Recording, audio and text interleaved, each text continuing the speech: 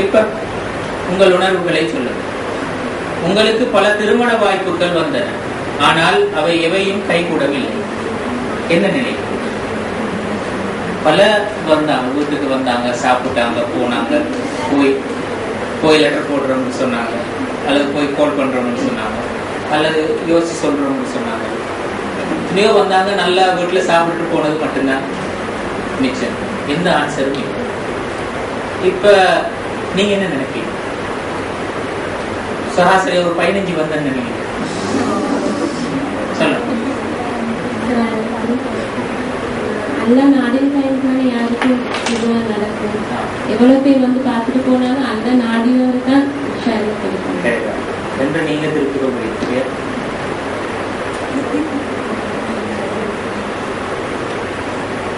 நெகட்டிவா ஃபர்ஸ்ட் தான் ஃபீல் பண்ணுங்க. யாருமே நெகட்டிவா ஃபீல் பண்ண மாட்டீங்க. இந்த சபைக்கு சொல்றீங்களா இல்லாட்டி எப்பவுமே அவைக்கு ஒரு அடக்கம் இருக்கிறது அதனால சொல்றீங்களா இல்லாட்டி உண்மையாக சொல்றீங்க?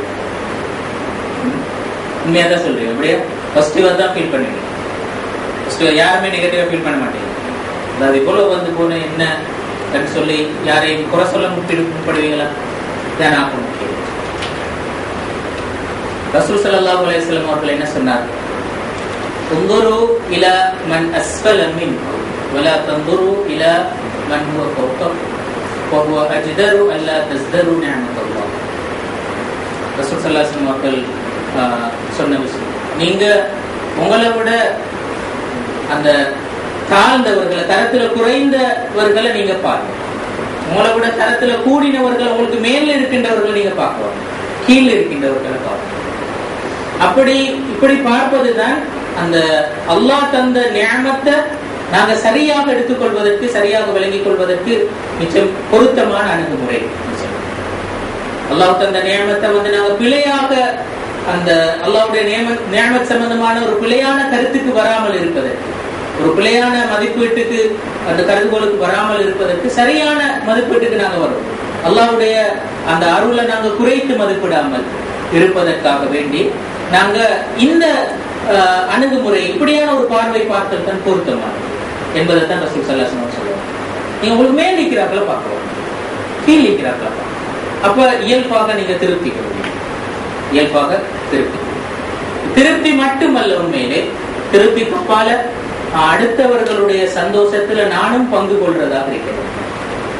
அடுத்தவருடைய சந்தோஷத்துல நானும் பங்கு கொள்றதாக இருக்கிறோம். அதாவது பக்கத்து வீட்டுல ஒரு பிள்ளைக்கு திருமணம் நடந்திருக்கிறோம், உங்களுக்கு என்ன நடக்கல, திருப்தி கொள்ளுங்க. அல்லாஹ் தஆலா இப்ப அது போல என்ன நடக்காத எத்தனையோ பேர் இருப்பார்களே, அவங்கள பார்த்து நீங்க திருப்தி கொள்ளுங்க. நடந்ததை பார்த்து நீங்க அப்செட் ஆகும். திருப்தி கொள்ளுங்க. அந்த திருப்தியோட மட்டும் நீக்காமல் அதற்கு அப்பால் நீங்க அவங்களோட சந்தோஷத்துல நீங்களும் சந்தோஷம். திருமண வாய்ப்புகள் கைகூடாத போது அந்த வாய்ப்புகளை குறை கூடாது. வந்து போன மாப்பிள்ளமார அல்லது வந்து போன அந்த குடும்பத்தை குறை சொல்றாங்க. உங்கள் குடும்ப சூழ்நிலைகளை குறை கூடாது. உங்களோட குடும்ப சூழ்நிலைய குறை சொல்றாங்க. உங்கள் குடும்பத்தின் தெரிவை குறை கூடாது. உங்களோட குடும்பத்துல தெரிவு அவங்க செஞ்சதுக்குள்ளன்னு சொல்லி அப்படி நீங்க குறை கூடாது. கத்தரல்லாஹ வமா ஷாஅ ஃபஅல் என்று நம்புங்க. அதாவது அல்லாஹ் தஆலா உடைய கதர் இதுதான், அவன் விரும்பினதை அவன் செய்வான். அல்லாஹ்வோட கதர் இதுதான் என்று நம்புங்க. அதுதான் முக்கியம். அப்ப முதலாவது அந்த வந்த வாய்ப்புகளை நீங்க குறை சொல்லவான. அவங்களுக்கு அவங்க அப்படி எதிர்பார்க்கறாங்க, இப்படி எதிர்பார்க்கறாங்க, அவங்கள நீங்க குறை சொல்லவான. உங்களோட குடும்ப சூழ்நிலை, உங்களோட வீட்டு சூழ்நிலையில நாங்க இந்த நாள் இப்படித்தான் இருக்கிறோம், இப்படி ஒரு ரூம் ஒன்று இல்லாம இந்த மாப்பிள்ள வருவாரு என்று சொல்லி அப்படி உங்களோட வீட்டு சூழ்நிலையை நீங்க குறை சொல்லவாங்க.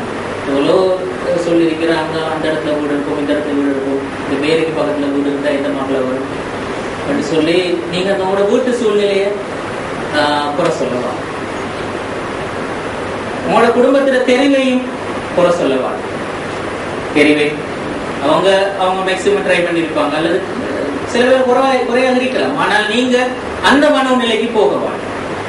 அந்த மனநிலை போக நீங்க திருத்திக் கொள்ளுங்க. அல்லாஹ் தஆலா எனக்கு தந்தது இதுதான், அல்லாஹ் தஆலா எனக்கு தந்தது, அந்த நம்பிக்கை உங்கள்கிட்ட இருக்கணும். அல்லாஹ் தஆலாவோட கதிர் இது, அவன் விரும்பினதைத்தான் அவன் செய்வான். எனவே என்னை விட்டு ஒன்று கைகூடாமல் போனது என்று இருந்தால் அதில் அல்லாஹ் தஆலா ஒரு ஹைரை வைத்திருக்கிறான்.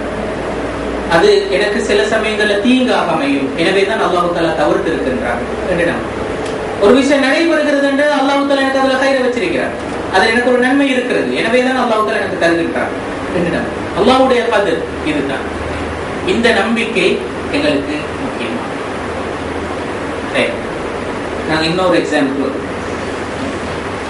சொல்லி போடுறது ரெடியா.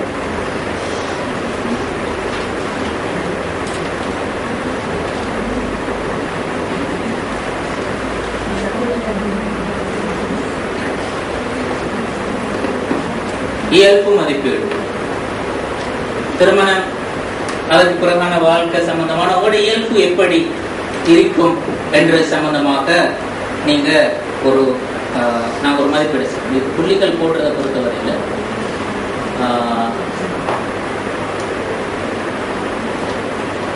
மிகச்சரியான விடைக்கு ஒரு புள்ளி விடும், மிகச்சரியான விடைக்கு ஒரு புள்ளி. இதுல சில கேள்விகள் உண்மையிலே மிக சரியான விடை இருக்கிறது, சில கேள்விகள்ல அந்த விடை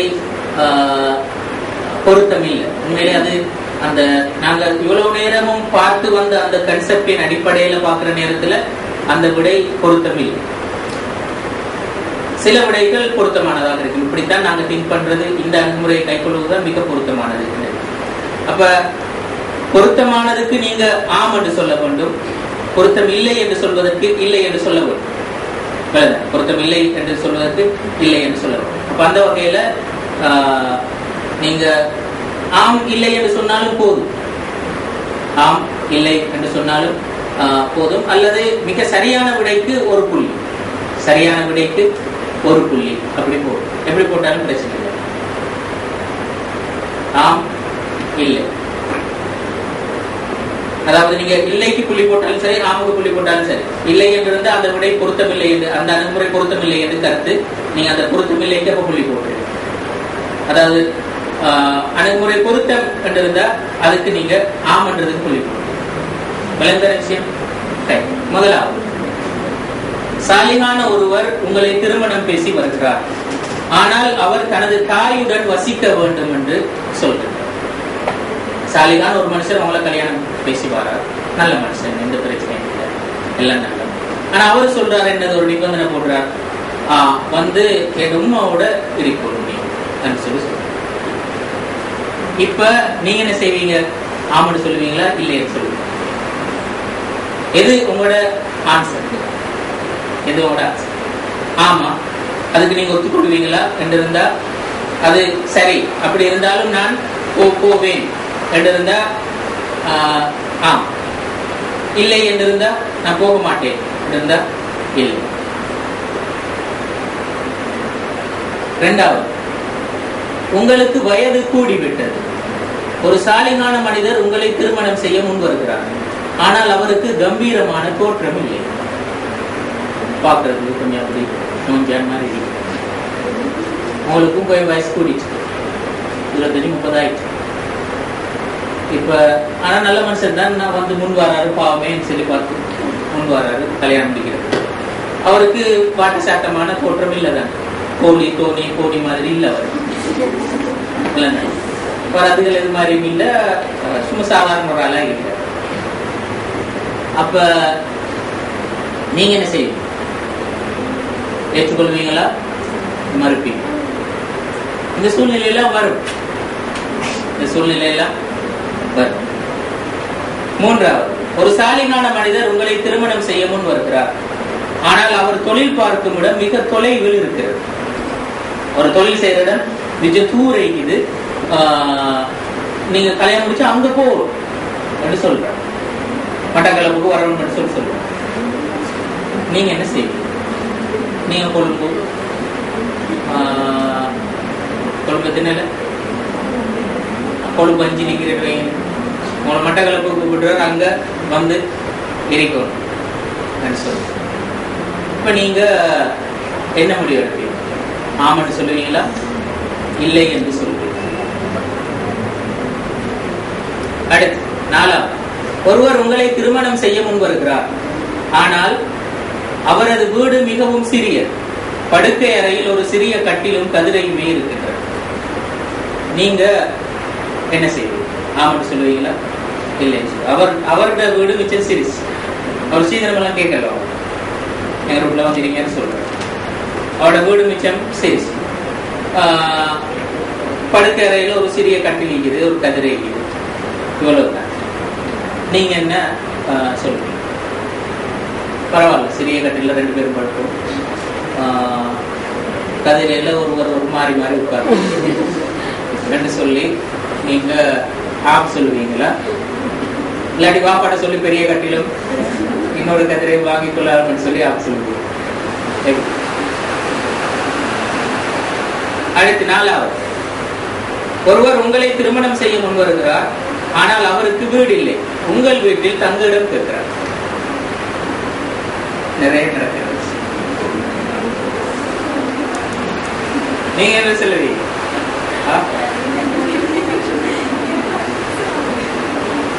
ரியலா எல்லா நிறைய வீடுகளை நடந்து கொண்டு இருக்கிற பிரச்சனை இருக்கு.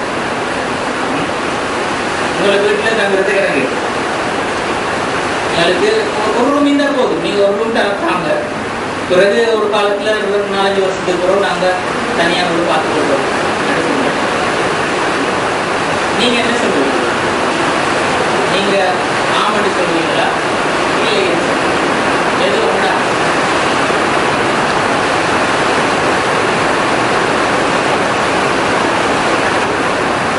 இது 6வது விஷயம். ஒரு கருத்து, நீங்க எப்படி அதை கொடுப்பது? அது எந்த சூழ்நிலை இருந்தாலும் முதல்ல உடன்படணும். திருமணத்தின் பின்னர் தான் அன்பு வளரும். நாங்க ஒருத்தரை விளங்கி விரும்பி அண்டர்ஸ்டாண்ட் பண்ணித்தான் கல்யாணம் முடிக்கணும் பண்றது இல்ல. முதல்ல நாங்க ஓகே பண்ணுவோம், பிறகு படிப்படியாக திருமணத்துக்கு பிறகு அன்பு அண்டர்ஸ்டாண்டிங் எல்லாம் வளர்றதுக்கு இடம் இருக்கிறது என்று சொல்ற இந்த கன்செப்டை பொறுத்தவரை நீங்க எப்படி பாக்குறீங்க? ஆமென்று பாக்குறீங்களா, இல்லைன்னு பாக்குறீங்க? இந்த கன்செப்டை பொறுத்தவரை, இதை பொறுத்தவரை நீங்க உங்களோட கருத்து என்ன? ஃபர்ஸ்ட் நாங்க நல்லா அண்டர்ஸ்டாண்ட் பண்ணித்தான் செய்ய வேண்டும் என்று சொல்றது அப்படி, அது ஒரு விதமான பார்வை. இது நாங்க முடிப்போம் பிறகு சரி வரும் என்று சொல்றது அந்த பார்வை. இதுல உங்களோட கன்செப்ட், இதுல ஆமான்னு நீங்க சொல்றீங்களா, இல்லைன்னு சொல்றீங்க? 7வது, எனது சந்தோஷம் அழகான ஆடை ஆடம்பரமான வைபவம் இல்லாத போது உடன்பட மாட்டேன். அப்படி சொன்ன, அதாவது எந்த கல்யாணம் கண்டா நல்ல அழகான ஆடைகள் இருக்கணும், புது புது ஆடைகள் எல்லாம் தைக்கணும், 10 கபாய தைக்கணும், 15 கிட் வேணும், இப்படி இதெல்லாம் வேணும். நல்ல ஃபங்க்ஷனும் கிராண்டா நடக்கும். இப்படித்தான் எந்த கல்யாணம் நடக்கும். அப்படி இல்லைண்டா அது அப்படி ஒரு அப்படி இல்லாத கல்யாணம் எனக்கு வா. நீங்க என்ன கருத்து? உங்களோட கல்யாணம் எப்படி? ஆமா இல்லையா? இந்த விஷயம். 8வது, உங்களை திருமணம் செய்ய முன்வருபவரை அவர் நீங்கள் விரும்பாத ஒருவரின் சாயலில் இருக்கிறார் என்பதனால் மாத்திரம் ஏற்றுக்கொள்ள மறுக்கிறீர்கள். பல விஷயம், உங்களை ஒருத்தர் திருமணம் செய்யறதுக்கு வரார், அவரோட தோற்றம் உங்களுக்கு விருப்பம் இல்லாத ஒரு ஆளோட உருவமாய் உங்களுக்கு மிச்சம் வெறுப்புக்குரிய ஒரு ஆள். சில பேர் பக்கத்து வீட்டுக்காரோட நிறைய சண்டை ஆகியும் தொடர்ந்து அவருடைய பேசுறதுல ஒருத்தர் வரார். இப்ப அதனால மாத்திரம் நீங்க அவரை வேண்டாம்னு சொல்லுவீங்களா? அதனால மாத்திரம் அவரை நீங்க வேண்டாம்னு சொல்லுவீங்க?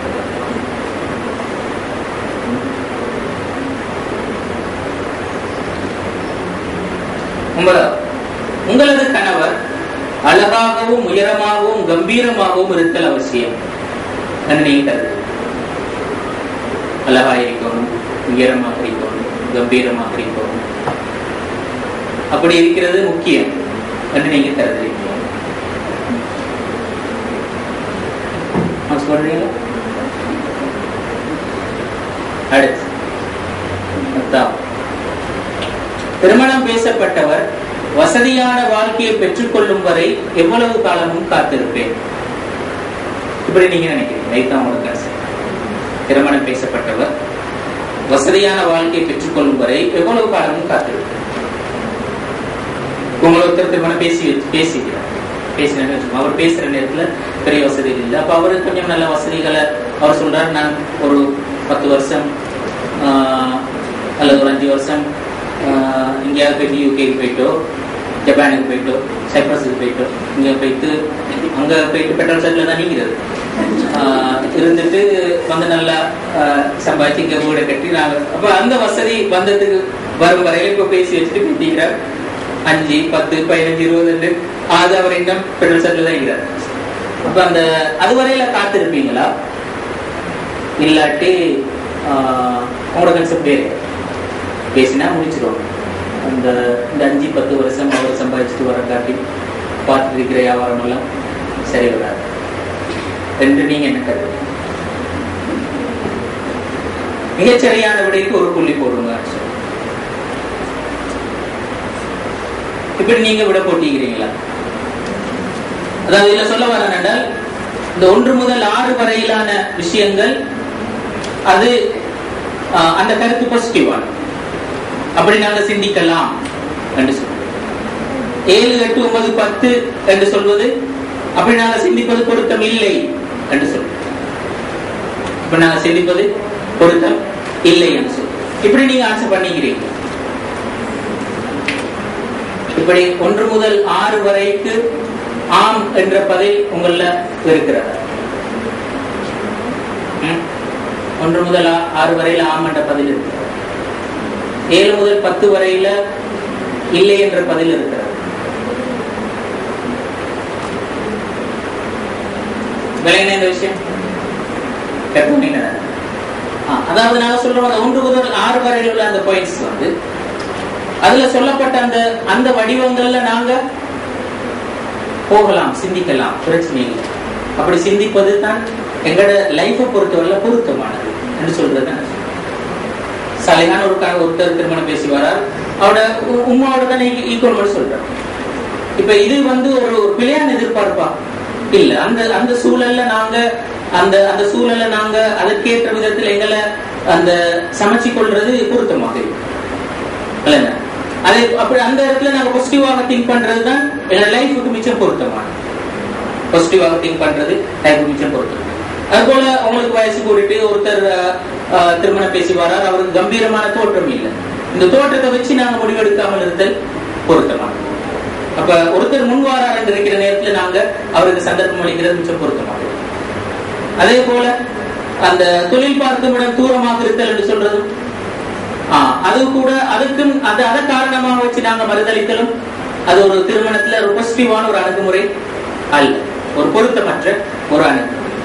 அதே போலதான் அவருக்கு அவருடைய வீடு அவர் எதுவும் கேட்கல, அவருடைய வீடு வசதி குறைஞ்சது, மிச்சம் அந்த எளிமையாகத்தான் மிச்சம் இருக்கிறது என்று அதன் காரணமாக நாங்க ஏழாண்டு சொன்னால் அல்லது அந்த மறுதளித்தால் அதுவும் பொருத்தமற்றது. அப்ப அந்த வசதி என்று சொல்றது இதெல்லாம் அந்த அந்த சூழ்நிலை காலங்களுக்கு எப்ப மாற முடியுமானது.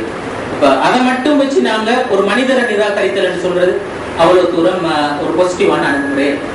அது போல அவரு எங்கட வீட்டுல ஒரு ரூம் தங்குறதுக்கு இடம் கேட்டல் என்று சொல்றது, இதற்காக வேண்டி நாங்க மறுதளித்தல் என்னதுக்கு அவ்வளவுக்கு சொந்த கால நீங்க தெரியாதா இந்த மனுஷனுக்கு, அதுல பொம்பளையோட கூட்டுக்குள்ளதானே இருக்கணும் என்று சொல்லி அப்படி அந்த பார்வையை நாங்க பார்க்க வேண்டிய அவசியம். அது ஆரம்பத்தில் கொண்டா இருக்கலாம், பிறகு மாறலாம். சூழ்நிலை எப்படி மாறும் என்பது எங்களுக்கு தெரியாது. அப்போ ஒரு நல்ல மனிதராக இருக்கிற நேரத்துல நாங்க இந்த விஷயத்துல பாசிட்டிவாக பார்க்கலாம். எங்களுக்கு அப்படி ப்ரொவைட் பண்ண முடியும் என்று இருந்தா, அப்படி கொடுக்கறதுக்கு ஒரு ரூம் கொடுக்கறதுக்கு முடியும் என்று இருந்தார். கொழும்புல ஒரு ஒரு ஆளுக்கு அப்படி ஒரு திருமணம் பேசின ஒரு அனுபவம் இருக்கிற. அப்படி பேசின நேரத்துல அந்த குறிப்பிட்ட அந்த மனுஷன் அப்படிதான் எதிர்பார்த்தார். அவருக்கு தங்கி கொள்றதுக்கு ஒரு வீடு இருந்த போது ஒரு 2-3 இயர்ஸ்ல நான் வேறொரு இடத்துல செஞ்சுடுவேன். அப்ப அந்த மனுஷன் சொன்னாரு, பிரச்சனை இல்லை, ஆனா இவதான் மூத்த பொருள், இந்த 2 தங்கச்சி மாறிக்கிறாங்க, திரும்ப நான் இருக்கிறேன், என்னோட வைஃப் இருக்கிறேன், இன்னும் 2 நானும் மாறிக்கிறாங்க. இப்ப ஒரே ஒரு ரூம் தான் இருக்குது, இவங்களுக்கு அந்த ரூம் கொடுத்து அடுத்தாக எல்லாரும் சேர்ந்து ஹோல்ல தான் படுக்க வேண்டிய மனுஷன். அப்ப நியாயம் தான், எல்லாரும் ஹோல்ல படுக்கிற சாத்தியம் இல்லை தான். அப்போ வானான்னு சொல்ல அப்ப அப்படியான ஒரு நிர்பந்தமான சூழ்நிலை இருந்து அது வேற விஷயம். ஒரு வேற மாற்று வழி இல்லை சொல்லியிருந்து அது வேற விஷயம். அதுவாது பரவாயில்ல, ஒரு ரூம் ஹோலும் இருக்கிறது. நிறைய இடங்கள்ல ரூம் மட்டும்தான் இருக்கு, நல்ல ஹோல் மட்டும்தான் இருக்கு. இரவு நேரமாக்குள்ள எல்லா சேர்ஸ் எல்லாம் அப்படியே தடுக்கி வைப்பாங்க, திரும்ப தூங்குவாங்க, காலையில திரும்ப எல்லாம் திரும்ப. இப்படி ஃபேமிலிஸும் இருக்குது, நிறைய ஃபேமிலிஸ் அப்படி இருக்கு. அப்ப நான் சொல்ற வந்த விஷயம் என்னென்றால், இப்படியான காரணங்களை வச்சு ஒரு நல்ல மனிதர் நிராகரிக்கப்பட வேண்டிய அவசியம் இல்லை. அதை நாங்கள் பாசிட்டிவாக பார்க்கலாம். அடுத்தது, அந்த நாங்க அண்டர்ஸ்டாண்டிங்கை வளர்த்து கொண்டு நல்ல ஒருத்தர் விரும்பி புரிஞ்சு கொண்டு நேசிச்சுத்தான் திருமணம் நடக்கணும்னு சொன்னா அது இதுல நடக்காது. அப்ப திருமணம் நடந்ததற்கு பிறகு இந்த விஷயங்கள் எல்லாமே அது டெவலப் ஆக முடியும். இந்த விஷயத்தை நாங்க அப்படி பாசிட்டிவாக பார்த்தல் தான் பொருத்தமானது. நாங்க ஒன்று பூரணமாகட்டும் சரி காத்திருத்தல் எப்பவுமே எங்களுக்கு ஒரு நல்ல விளைவை தர மாட்டாது. நாங்க முன்னோக்கி நகர வேண்டும், அதற்கு பிறகு அடுத்த விஷயங்கள் பூர்ணப்படுத்தி கொண்டு போக முடியும். இதுல நாங்க பார்க்க வேண்டிய அந்த பாசிட்டிவான அணுகு. அடுத்து 7, 8 எல்லாம் 7 பொறுத்தவரையில, அதாவது நல்ல ஆடம்பரமாக இருந்தா தான் எனக்கு கல்யாணம், அப்படி இல்லாட்டி அப்படி ஒரு தேவையில்ல அப்படி நாங்க யோசிக்கிறது பொருத்தமற்ற ஒரு அணுகு. அதே போல எனக்கு விருப்பம் இல்லாத சாயல்ல ஒருத்தர் சாயல்ல இருக்கிறார் என்பதற்காக வேண்டி அவர் மறுதளித்தால் அதுவும் ஒரு பொருத்தமான அணுகுமுறை. அது போல எனக்கு வார கணவர் எப்பவுமே கம்பீரமாக உயரமாக அப்படித்தான் இருக்கணும். சில இதுக்கு பார்த்தீங்கன்னா சில வேளை ஆள் பார்க்கறது சின்னாலதான் இருப்பார், நல்ல உயரமான கம்பீரமான, அவர் எடுத்து தான் போவார். அப்ப அந்த அப்படியே தான் நாங்க எதிர்பார்க்கணும் அவசியம். மனுஷன் தோற்றம் என்று சொல்றதுல ஒரு பெரிய விஷயம் இல்லை, தோற்றம் என்று சொல்ற. ஆனா அதுக்கு அந்த அந்த விருப்பு வெறுப்புக்கு மொத்தமாக இடம் கொடுக்கல என்று சொல்றதல்ல. அதெல்லாத்தையும் மறுத்து ஒரு கற்பனா ரீதியான ஒரு வாழ்க்கையை உருவாக்க வேண்டும் என்று சொல்றதல்ல. நாங்க இந்த இடத்துல நிறைய இந்த வகையில எல்லாம் சிந்திச்சு எங்களோட வாழ்க்கையை நாங்க அந்த அந்த சில வரம்புகளுக்குள்ளால் மட்டும் சிக்கிக்கொள்ள வேண்டிய அவசியம் இல்லை. நாங்க இதுல கொஞ்சம் விட்டு கொடுத்து சிந்திக்க முடியுமான இடம் என்றதான் இடப்போம். இப்போ ஒரு குறித்த ஒரு சஹாபி பெண்மணி ரசூலுல்லாஹ்விடத்துல வந்து சொன்னார், என் கணவனை நான் விட்டு கொள்ள போகணும், தலாக் சொல்லுங்க. அப்ப ரசூலுல்லாஹ் கேட்டாரு, என்ன காரணம், என்ன விஷயம், ஏன் தலாக் சொல்லுங்க? அப்ப இவர் சொன்னாரு, என் கணவர் நான் நல்ல கம்பீரமான ஆளுன்னு தான் நினைச்சேன். ஒரு நாள் நான் வீட்டுக்குள்ள இருக்கிற நேரத்தில் அவர் ஏனைய சஹாபாக்களோட வீட்டுக்கு வந்து கொண்டிருந்தார். அப்ப நான் வீட்டில் இருந்த ஒரு சின்ன துவாரத்தினூடாக பார்த்தேன், எல்லாத்திலுமே மிச்சம் கம்பீரம் குறைஞ்ச மனுஷன் இவருதான். இவருதான் ஷோர்ட், இவருதான் மிச்சம் திங்க, அப்படி மிச்சம் நோம்பெல்லாம் நான் அடுத்தாப்புல நல்ல வாட்ட சாட்டை மாத்திருந்தான். அது சரி வராது, எனக்கு அது பிடிக்கல. அப்ப அதனால நான் அவரை விட்டு விலகணும்னு நினைக்கிறேன். அப்ப ரசூல் சொன்னாரு, சரி நீங்க விலகுறதாக இருந்தா பிரச்சனை இல்லை, அதை நாங்கள் ஏற்றுக்கொள்வோம். ஆனா அந்த அவர்களுக்கு மகர் தந்தார், ஒரு தோட்டம் மகர் தந்தார், அந்த மகரை நீங்க திருப்பி கொடுக்கணும், பரவாயில்லையா சொன்னார். அதையும் கொடுத்து மேலதிகமா வேண்டா கொடுக்குற ஆள் விட்டா போதும். ரசூல் ஸல்லல்லாஹு அலைஹி வஸல்லம் அனுமதித்தார். அந்த சொல்ல அனுமதித்தார். நாங்க சொல்ல வரல, அதாவது ஒருத்தர் அந்த அந்த அப்படியான அந்த விருப்பு வெறுப்பு இருத்தல் என்றது பிழையானது அல்ல. ஆனால் விட்டு கொடுக்க முடியுமான ஒரு விஷயம். எங்களோட வாழ்க்கையை இந்த இப்படியான பாலிசிஸை வச்சுக்கொண்டு, இப்படியான அந்த கன்செப்டுகளை நாங்க அந்த வைத்துக் கொண்டு, இது ஒரு விதமான அந்த வரட்டு தத்துவங்கள். இதனால சில பேர் ஒரு நல்ல வாழ்க்கையை நாங்கள் எழுதுவோம், நல்ல வாழ்க்கையை நாங்கள் எழுதுவோம். அப்ப இந்த வகையான விஷயங்கள்ல இருந்து நாங்க அந்த விட்டு கொடுக்கிறதுக்கு முடியுமான, கண்டிப்பாக இவற்றில நாங்க தவறுதான் நடக்க வேண்டும் என்று சொல்வதில்லை. விட்டு கொடுக்க முடியுமான விஷயங்கள் நாங்க தாராளமாக விட்டு கொடுக்க, எங்க இயல்புல நாங்க இதெல்லாம் பாசிட்டிவாக பார்க்க வேண்டும் என்று சொல்றதுதான். அதே போலதான் இந்த வசதியான வாழ்க்கையை பெற்றுக்கொள்ளும் வரையில காத்திருக்கிறது சொல்றது, அதெல்லாம் ஒரு போலி தத்துவம். அப்படி அவசியம் இல்லை. நாங்க ஒரு ஆள் தான் இருக்கிறாரு சொல்றதும் இல்லைதான், பலரும் காணப்படுவார். அப்போ அவர் 10 வருஷம் மீட்டு வரும் வரையில நாங்க சும்மா வீணாக எங்களோட காலத்தை வீணடிக்க வேண்டிய அவசியம் இல்லை. என்ற திருமணம் சொல்றது ஒரு இபாதத். அதனூடாக சமூக ரீதியாக நடைபெற வேண்டிய எத்தனையோ வேலைகள் இருக்கின்றன. அப்ப அப்படி இருக்கிறதுக்கு ஏன் நாங்க 5 வருஷத்தை சும்மா வீணாக காமத்தில் ரெஜிஸ்டர் பண்ணி போட்டு அவர் போயிருப்பார். 5 வருஷத்துக்கு பிறகு வருவார், வந்து 1 மாசத்துக்கு கூட திரும்ப போயிருப்பார். இப்படி இந்த லைஃப் இருக்கிற நிறைய. அப்படியான அந்த ஒரு அணுகுமுறைக்கு நாங்கள் போக வேண்டிய அவசியம் இல்லை. அது ஒரு இபாதத், குடும்ப வாழ்க்கை ஒரு இபாதத். அந்த வணக்கத்தை நாங்கள் சரியாக செய்ய வேண்டும். அதனூடாக சமூகத்துக்கு நடக்க இருக்கின்ற நிறைய பயன்கள் இருக்கின்றன, அதை நாங்கள் சரியாக செய்யணும். இப்படியான ஒரு அணுகுமுறை அவசியம் இல்லை. இப்படி இருத்தல் ஹராம் அல்ல, விலையான ஒரு செயற்பாடு என்று சொல்ல வரல. சிலர் வாத பிரதிவாதம் இருந்தாலும் சிலர் அப்படி அந்த கல்யாணத்தை முடிச்சு போட்டுட்டு போற ஹராம்னு சொல்லுவார். ஆனா அப்படி அந்த எல்லைக்கு நாங்க போகாவிட்டாலும் இப்படி ஒரு அணுகுமுறை தேவை. நாங்க அப்படி காத்திருக்க வேண்டிய அவசியம் இல்லை. திருமணம் என்ற அந்த கன்செப்டை வச்சு பார்க்கணும்.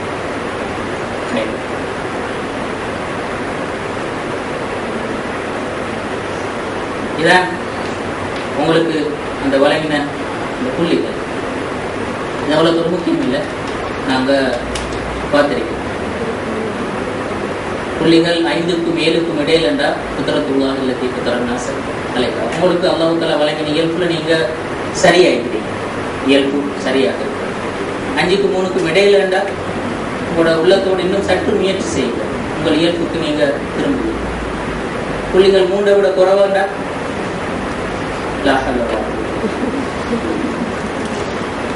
அதாவது நான் பாசிட்டிவாக திங்க் பண்ண வேண்டும் என்று சொல்றதுதான் இதுல முக்கியமான விஷயம். 5க்கும் 7க்கும் இடையில அல்லது மேல சொன்னா நீங்க பாசிட்டிவா இருக்கிறீங்க என்று பொருள். பாசிட்டிவா இருக்கிறீங்க.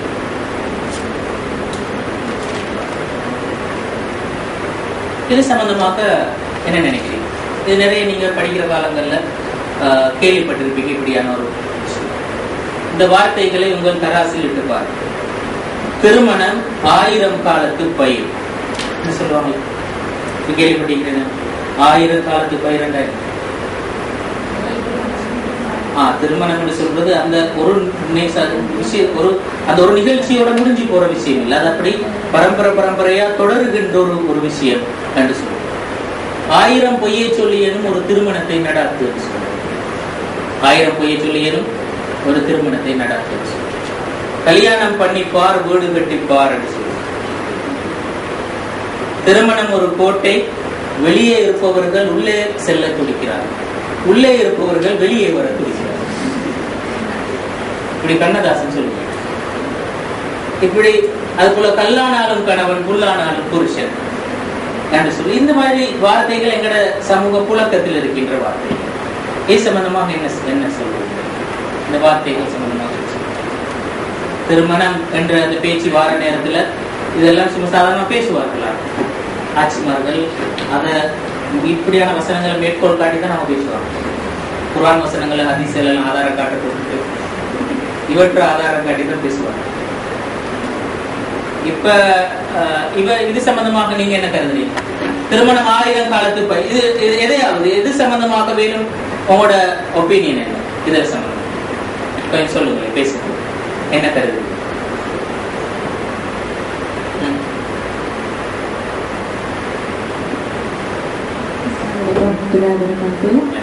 இது எல்லாத்தையும் வச்சு பார்க்க போல திருமணத்தை வந்து ஒரு பயங்கரமான ஒரு இதை வந்து காட்டுறாங்க. அதாவது வந்து இதெல்லாம் பார்க்க போல அல்ல எவ்வளவு பேர் பிரச்சனைக்கிறா, திருமணத்துக்கு போறோம் இப்படி எல்லாம் சொல்றாங்களே அப்படின்ற ஒரு பயம் கொண்டு வருது. ஆனா இஸ்லாம் சொல்றது வந்து நீங்க திருமணம் செய்யுங்கன்னா மார்க்கத்துல ஒரு பகுதியை அடைஞ்சு கொண்டுட்டீங்கன்னு சொல்லி அதை வந்து ஊக்குவிக்கிற மாதிரி, இதை வந்து அதை விட்டு விலகி போறதுக்கு மாதிரி காட்டுகிறாங்க. இதெல்லாம்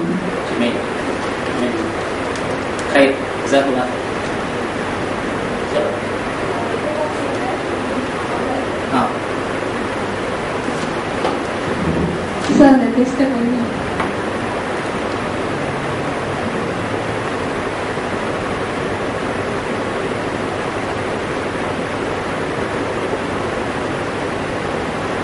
இதெல்லாம் நீங்க பாசிட்டிவா திங்க் பண்ணுங்கன்னு சொன்னீங்க. சரி, அல்ஹம்துலில்லாஹ். ஆனாலும் நிறைய நெகட்டிவா நடக்கிறதுக்கு சான்சஸ் இருக்கு. நிறைய பாசிட்டிவா திங்க் பண்ணி இறங்கி இருக்கிறாங்க, ஆனா அதுக்கு ஒரு எப்படியோ நெகட்டிவான விஷயங்கள் நடக்குது. ஃபர்ஸ்ட் ஒன் எடுத்தா உமா கிட்ட இருக்கிறதுக்கு சரின்னு சொல்லி விருப்பப்படுது. ஆனா நிறைய பேர் நிக்காம போறோம், அவங்க பகிர்ந்து பெறுறாங்க. உமா அந்த மர்மாவோட ஒரு சரியில்லாத முறையில பார்க்குற நிறைய இடங்கள்ல நடக்குது அந்த விஷயம். ரெண்டாவது தோற்றம். வயசுக்கு நாங்கள் அந்த பொம்பளை வயசுக்கு போனாலும் ஒரு அவங்கள விட வயசான ஒரு குறைவான ஒரு ஆளோ அப்படி இல்லாத ஒரு ஆள் அவங்க முடிச்சாலும் அது ஒரு விதத்துல அவங்களுக்கு அந்த பொடியனும் ஒரு பாதிப்பு வரையிலும் ஏண்டா நிறைய சந்தேகம், கணவனை பத்தின சந்தேகம் அந்த மனைவி வரலாம். ஏன்னா அவரு ஒரு டீனேஜ் பாயா இருப்பாரு, அவங்க ஒரு வயசுல கூடியானவங்க, அவர் வெளியே போகலாம், வேற ஆட்களோட பேசலாம், சந்தேகம் அப்படி நிறைய விஷயங்கள் பார்த்துருக்கிறோம். மூணாவது, இன்னொரு ஊர்ல இருந்து இங்க வந்து அவரு ஒரு நிக்காவுக்கு விருப்பப்படுறாரு. சில நேரத்துல அவரோட ஊர்ல அவரு பெரிய ஒரு கல்லையே வந்து செஞ்சுட்டு அங்கிருந்து இங்க பாஞ்சு வந்து இங்க ஒண்ணு முடிச்சு செட்டில் ஆகும்னு பாக்குறாரா இருக்கு. அப்படியாவும் இருக்கலாம். நீ அங்க விசாரிச்சு பார்க்கணும் ஆளை எப்படி.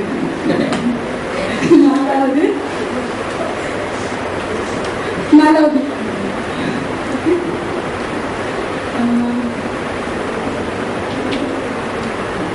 அது நாலாவது பாயிண்ட் கொஞ்சம் பரவாயில்ல, விட்டு குடிக்கல. ஆனாலும் போகும் அவரு டெவலப்மெண்ட்டும் இல்லாட்டி எப்படியும் பிரச்சனை வரும்.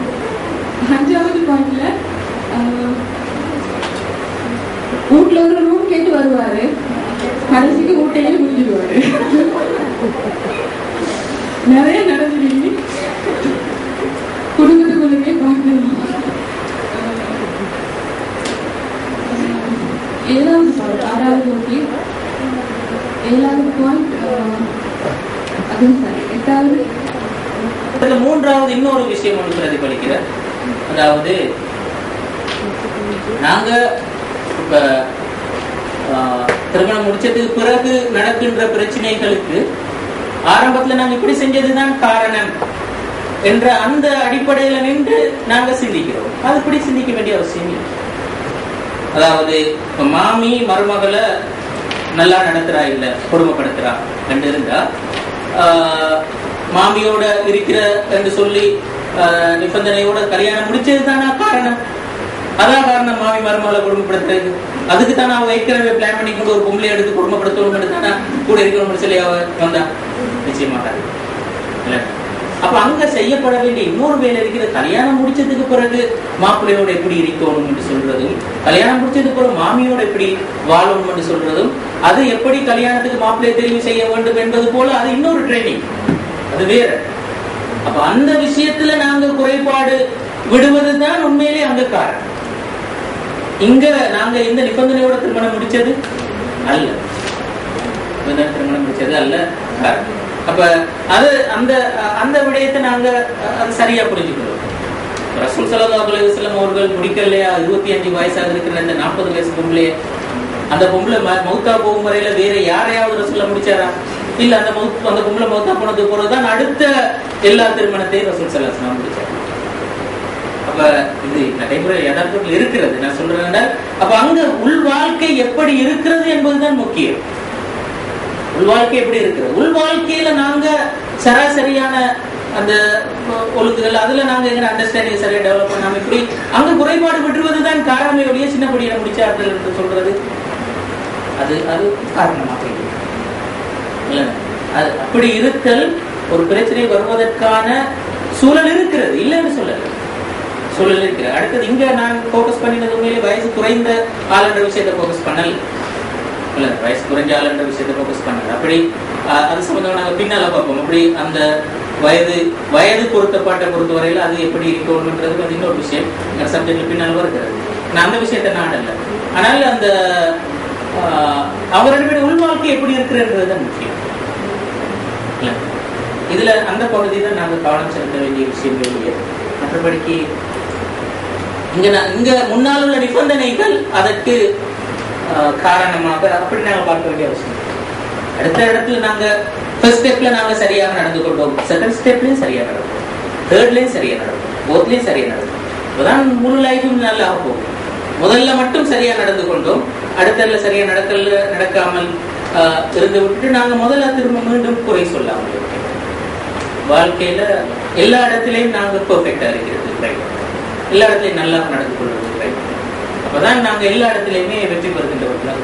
இல்லாட்டி சில வேளை நாங்க கணவன் இடத்துல ஜெயிச்சிருப்போம், மாமியார் இடத்துல தோல்விக்காங்க, மைனிமார் இடத்துல தோல்விக்காங்க, அல்லது மாமி கிட்ட ஜெயிச்சிருப்போம், கணவன் தோல்வி இல்ல. நாங்க எல்லா இடத்துலயும் வெற்றி பெறணும், கணவன்டையும் வெற்றி பெறணும், மாமியார்ட்டையும் வெற்றி பெறணும், மைனிமார்ட்டையும் வெற்றி பெறணும், இன்னும் உள்ள மச்சாமார்டையும் வெற்றி பெறுவோம், எல்லா இடத்துலையும் வெற்றி பெறுவோம்.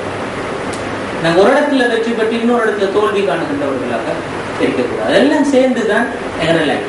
லைஃப் என்று சொல்றது தனித்து கணவர் மட்டும் அல்ல, எல்லாம் சேர்ந்து தான் லைஃப். எல்லா இடத்துலையும் வெற்றி பெறுவோம். அது பின்னால் வருகின்ற இது சம்பந்தமாக நீங்க சொன்ன கமெண்ட் ஜிசாக்களா, நல்ல கமெண்ட். அந்த இது மொத்தமா பார்க்குற நேரத்தில் அந்த திருமணம்ன்றது ஒரு ஒரு பூதாகரமாக ஒரு ஒரு ஒரு அபாயகரமான ஒரு விஷயமாக காட்டுவது போல இருக்கிறது. ஆனால் உண்மையிலே அப்படி அல்ல. திருமணம் அது விருப்பத்துக்குரிய ஒரு விஷயம், அது இலகுவானது, கஷ்டம் இல்லை. அப்படி ஒரு ஒரு நல்ல பக்கமா அந்த இனம் காட்டுவதுதான் இஸ்லாம் எங்களுக்கு சொல்லித்தரும். ஆனா இது இந்த இதெல்லாம் திருமணத்தை ஒரு ஒரு சிரமமான விஷயமாக, ஒரு கஷ்டமான விஷயமாக நாங்க விரண்டோடுறதுக்குரிய ஒரு விஷயம் போல இதுல காட்டி. வேற என்ன கமெண்ட் சொல்லலாம்? இது சம்பந்தமா வேற ஏதாவது விஷயம் நம்ம சொல்லுங்க. சரி,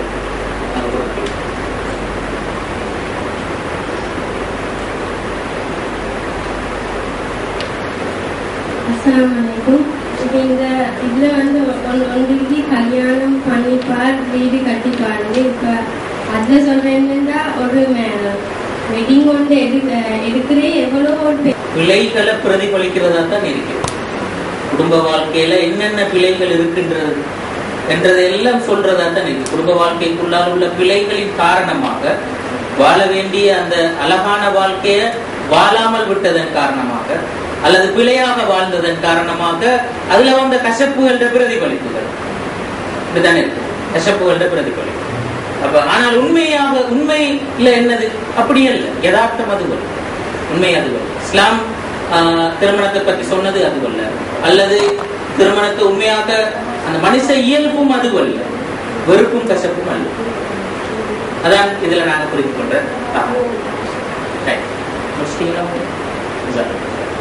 வேற யாரும் சொல்றது இருக்கிறீங்களா? கருத்துக்கள். நாங்க அடுத்த பகுதிக்கு போவோம். எனது நிலையில் நீங்கள் இருந்தால் என்ன செய்வீர்கள்? நான் இன்னும் திருமணமாகாத ஒரு யுவதி, வயது 38. அழகில் எந்த குறையும் இல்லை. பிரபல்யமான ஒரு பல்கலைக்கழகத்தில் துணை பேராசிரியராக கடமை புரிகின்றேன். கல்வியை பெற்றுக் கொள்வதில் இருந்து அதிகரித்த ஆர்வத்தில் எனது வயதை மறந்துவிட்டேன். டாக்டர் பட்டம் வரை பெற்றேன். இடையில் பல சாலிகான சமூக அந்தஸ்துள்ள மனிதர்கள் என்னை திருமணம் பேசி வந்தார்கள். எனினும் படிப்பு மீது இருந்த ஆர்வத்தில் அவர்களை மறுத்துவிட்டேன்.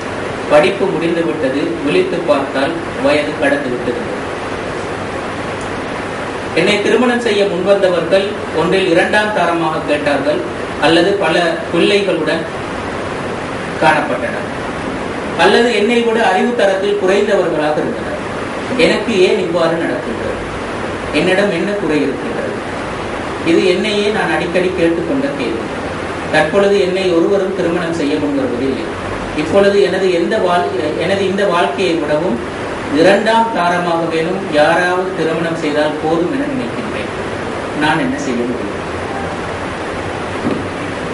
நீங்க என்ன நினைக்கிறீங்க?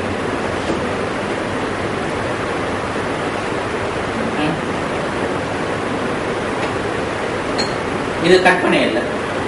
இந்த வசனங்கள் கற்பனை அல்ல. உண்மையா ஒரு பொம்பளையோட வசனம், கற்பனையான வசனங்கள். சொல்லுங்களேன். இதற்கு இந்த நிலைமையில நீங்கள் இருந்தா என்ன செய்வீங்க? இவ அந்த சொல்லிட்டு வந்த அதே மனநிலை தானா? 2ஆம் தாரமாக வேணும் யாரேனும் முடிச்சால் போதும் என்ற நிலைமைக்கு வந்து நிற்பீங்களா?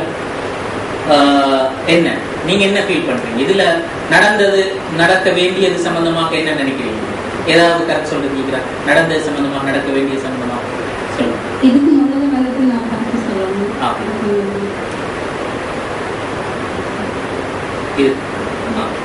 அதுல கல்யாணம் பண்ணிப்பார், வீடு கட்டிப்பார் வந்துச்சு. அது வந்து எங்க மார்க்கத்துக்கு முரணானது. ஆனா பிராக்டிக்கலா அது உண்மை. ஏன்னு சொன்னா கல்யாணம் பண்றதுக்கும் வீடு கட்டுறதுக்கும் அவ்வளவு செலவு. இப்ப மாப்பிள்ளை வீட்டார் ஒரு திருமணம் வார நேரத்துல பெண் வீட்டார்கிட்ட அந்த பெண் கல்யாணம் ஆண்டை கொடுக்குற ட்ரெஸ்ல இருந்து டிமாண்ட் பண்ணுவாங்க. ரூம் செட் நகை அது ட்ரெஸ் எல்லாம் போக மத்தவங்க சாப்பாடு கொடுக்க வேண்டிய ட்ரெஸ் எப்படி இருக்கணும், வெட்டிங் கொடுக்க வேண்டிய ட்ரெஸ் எப்படி இருக்கணும், வழிமால் கொடுக்க வேண்டிய ட்ரெஸ் எப்படி இருக்கணும் டிமாண்ட் பண்ற நேரம் அந்த கூட்டு சரி. ஏன்னா மகர் தொகையை விட மாப்பிள்ளை கொடுக்குற மகர் தொகையை விட பொண்ணுட்டா கொடுக்குற சாமான்கள் தொகை தான் கூட. அவர் 100 ரூபாய்க்கு இப்படிதான் அப்ப கல்யாணம் முடிக்க நீ தேவை எங்களுக்கு 10 லட்சம் கேட்கணுமா நான் கொடுக்குறது அப்படி யாரும் வர மாட்டாங்க. அப்படி பார்க்க நேரம் இது உண்மை. மற்றதுல 2வது நீங்க டாபிக்ல வந்ததுல அவ அப்படி படிச்சு கொண்டிருக்கிற நேரம் அவ 25 வயசுல 24 வயசுல கல்யாணம் பண்ணியிருந்தால் ஒருவேளை அவருக்கு இந்த அடைவு அடைஞ்சிக்க இயலாது. அவ டாக்டரா டாக்டரேட் அடிக்க இருக்க இயலாது. ஏன்னா கணவனோ வீட்டாக்களோ அதை அனுமதிக்க மாட்டாங்க. ஒரு வகையில சொல்லிருக்காங்க, நீங்க ஒரே புக்கை தூக்கணும் வெளியே போறீங்க, அந்த எக்ஸாம் இந்த எக்ஸாம்ல விடிய முடிச்சு படிக்கிறீங்கன்னு செய்யும். அதே மாமூட்டாக்களும் அப்படி சொல்லிடும். இப்ப இத்தனை வயசுல அவ இப்படி ஒரு நிலைமையில இருக்கிற நேரம் அவ சமூகம் இப்படி பாக்குறது ஒரு வகையில பிள்ளையும் தான். இல்ல அவட கல்விக்காக வேண்டிதான் அவ அதை செய்தார். சமூகம் எப்படி பாக்குறது ஒரு வகையில பிள்ளை. ஆனா இந்த நிலைமையில அவர் 2ஆம் தரம் கல்யாணம் பண்ணணும் அப்படின்னு ஒன்று இருக்கு. சமூகத்தில் இப்படியான விஷயங்கள் எல்லாம் சுழந்து கொண்டு நான் ஏற்கனவே சொன்ன விஷயத்தை நீங்க சொன்னது போல அந்த சமூகத்தில் உள்ள கசப்புகள் தான் அந்த வார்த்தைகளாக பிரதிபலிச்சிருக்கு. சமூகத்தில் உள்ள யதார்த்தம், சமூகத்தில் உள்ள யதார்த்தத்தை நாங்க சரி காண்றோமா? சரி காண்றோம். சமூகத்தில் உள்ள யதார்த்தத்துல உள்ள பிழையின் காரணமாகத்தான் குடும்ப வாழ்க்கையில அல்லது அது சம்பந்தமாக உள்ள சமூக சூழ்நிலையில இந்த சீதனம் கேட்டலோ அல்லது அதனோடு தொடர்பான இந்த விஷயங்கள்ல நிறைய இஸ்லாத்துக்கு முரணான ஹராமான நிறைய பழக்க வழக்கங்கள் அப்படி பரவலாக இருக்கு. அந்த பழக்க வழக்கங்களோட விளைவுகள் நிறைய குடும்ப வாழ்க்கையில பல இடங்கள்ல பல பாதிப்புகளை கொண்டு வர விதமாக இருக்கிறது. அந்த அவற்றினுடைய விளைவுதான் அந்த வசனங்கள். அவற்றினுடைய விளைவுதான் அந்த வசனங்கள். நாங்க சொல்லிட்டு வந்த அந்த இஸ்லாம் சொல்லுகின்ற அந்த கன்செப்டுக்கும் சமூகத்தில் இருக்கின்ற யதார்த்தமும் சரியான வித்தியாசமா சாதாரண வித்தியாசம். அப்ப நாங்க பாசிட்டிவாக எப்படி இந்த விஷயத்தை பார்க்கலாம், பாசிட்டிவாக எப்படி இந்த விஷயத்தை பார்க்கலாம் என்பதுதான் நீங்க உள்ள அந்த முக்கியமான அந்த முயற்சி. அதுதான் நாங்க இந்த விஷயத்தை எப்படி எந்த அளவு எப்படி பாசிட்டிவா பார்க்கலாம். சமூகத்தில் உள்ள யதார்த்தம் இல்ல. அப்ப ஆனால் நீங்க சொல்லுகின்ற அந்த யதார்த்தம் இருக்கின்ற அதே வேளை அடுத்த பக்கம் இருக்கிறதா, அடுத்த பக்கம் இருக்கிறதா நீங்க சொல்ற, அதாவது இந்த இந்த நீங்க சொல்ற இந்த எந்த அலட்டலும் இல்லாமல் திருமணம் நடக்கின்றதா, ஒரு நடந்திருக்கின்றதா? நடந்திருக்கு இல்லைன்னு சொல்லுங்க, நடந்திருக்கு. எத்தனையோ திருமணங்கள் எந்த அலட்டலும் இல்லாமல் நடந்திருக்கின்றது. அதற்கு நான் சொன்ன ஏற்கனவே சொன்ன அந்த நிபந்தனை மிக முக்கியமானது. சலா 2 பேரும் சாலிகானவர்களாக இருக்கிறது என்ற அந்த நிபந்தனை மிக முக்கியம். அந்த இடத்துல நாங்க குறைபாடு விட்டுட்டு இன்னொரு இடத்தில் உள்ள பிரச்சனைய பற்றி நாங்க பேசுவதில் உண்மையிலே அர்த்தம். அப்ப பிரதான இடம் சரி வரும், பிரதானமான ஏரியா சரி வருகின்ற நேரத்துல அடுத்ததெல்லாம் ஆட்டோமேட்டிக்கா சரி வரும். நாங்க பிரதானமான இடத்துல நிறைய குறைபாடுகளோடு இருக்கிற நேரத்துல அடுத்த இடத்துலயும் குறைபாடு, இந்த குறைபாடு அங்கெல்லாம் பிரதிபலிக்கின்ற நேரத்துல நாங்க இதை மறந்துட்டு அதை மட்டும் குறை சொல்லுவோம். அப்படின்னு நாங்க இருக்கக்கூடாது. நாங்க பிரதானமான இடத்துல என்ன குறைபாடு இருக்கின்றது என்பதை பார்த்து அதை சீர் செய்வதற்கான முயற்சி எங்களை பொறுத்தவரையில கட்டாயம். அதான் இதுல மிக முக்கியம். இவ பொறுத்தவரையில வேற என்ன சொல்லலாம், என்ன நடந்திருக்க வேண்டும், என்ன நடக்கும்? இப்ப இவ பொறுத்தவரையில இவ அந்த நேரம் அந்த விஷயம் படிச்சு கொண்டிருக்கிற பீரியட் தான் வந்திருக்கு. நல்ல படிக்கிற ஒரு ஆள் சுட்டி இவங்க ஒரு படிச்ச ஒரு ஆள் தான் வந்திருக்காரு கட்டாயம். அப்ப அந்த படிச்ச ஒரு பீரியட்ல உள்ளவர் கட்டாயம் இவட படிப்புக்கு ஒரு தலையா இந்திக்க மாட்டார். அந்த பீரியட்ல உள்ளவங்க இன்னும் அவங்க ஊக்கப்படுத்தி அவங்க உள்ள டேலண்ட இன்னும் எக்ஸ்டாப்ளிஷ் பண்ணதான் பாப்பாரு. அது சொல்லி அந்த நேரம் அவங்க வந்த சந்தர்ப்பத்தை மிஸ் பண்ணதும் ஒரு பெரிய இதுதான். இப்ப உள்ள நிலைமை பார்க்க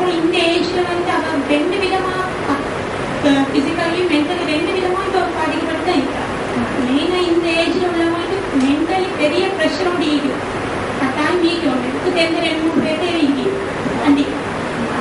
அப்படி உள்ளவங்க வந்து கட்டாயம் 2ஆம் தரமா இருந்தாலும் பரவாயில்ல, இவங்க இப்ப கட்டாயம் கல்யாணம் முடிக்கும். இன்னும் இல்லை எனக்கு எந்த லெவலுக்கு நான் எந்த ஸ்டேட்டஸ்க்கு நான் மாற்ற வேணும் அப்படின்னா கல்யாணம் நடத்துறது கொஞ்சம் கஷ்டம். ஆரம்பத்திலேயே அவ அந்த வந்த இதுகளை தெரிவு செஞ்சிருந்தால் நல்லா இருந்திருக்கும். அந்த இடத்திலே தவறு விட்டு இருக்கிறார். தெரிவு செஞ்சிருந்தால் நல்லா இருந்திருக்கும். இப்ப 2ஆம் தரமா போறது கூட பிரச்சனை இல்லை. சொல்லுங்க. மற்றது ஒரு விஷயத்தை அடைகிறதுக்கு இன்னொரு விஷயத்தை விட்டு கொடுத்தான் அவ அந்த அந்தஸ்து அடைகிறதுக்கு அவட ஆசைகள் எல்லாத்தையும் விட்டு கொடுத்துருக்கேன். மற்றது இன்னைக்கு சமூகத்துல ஒரு லேடி டாக்டரை உருவாக்கி இருக்கிறது ஒரு பெரிய விஷயம். அது ஒரு ஜிஹாதுக்கு சமம். அவ ஒரு விதமான ஒரு ஜிஹாது செஞ்சிருக்கிறா. அவளுக்கு அது வேணும் இல்லை, சரியா? அல்லாஹ் அதுக்குரிய கூலி அவனுக்கு கொடுப்பான். ஏன்னா அவளோட ஆசைகள் எல்லாம் கட்டுப்படுத்தி கொண்டு, ஏன்னா ஒரு டாக்டர் ஒரு அந்தஸ்துக்கு வாரத்துக்கு அது இன்னொருத்தருக்கு ஒரு சேவை செய்யற ஒரு அந்தஸ்து. அப்ப அது ஒரு பெரிய ஒரு ஜிஹாத். அவளோட காலத்தை அதுக்காக வேண்டி செலவழிச்சிருக்கிறா. வேற ஒரு தேவையில்லாத ஒரு படிப்புக்காக வேண்டி அவளோட காலத்தை செலவழிச்சிருந்தா அது அவ வந்துடுறதை பத்தி பிரச்சனை இல்லை. இன்னொரு கேள்வி கேட்குவோம். இப்ப இவ எடுத்த மாதிரியான முடிவு இங்க இருக்கிற எல்லாரும் எடுத்தா எப்படி? எல்லாத்துக்கும் டாக்டர் ஆகிட்டா முயற்சி செஞ்சாகலாம் தானே. டாக்டர் சொல்ற சீன விட்டு இல்லை தானே. எல்லாம் முயற்சி செஞ்சாங்க.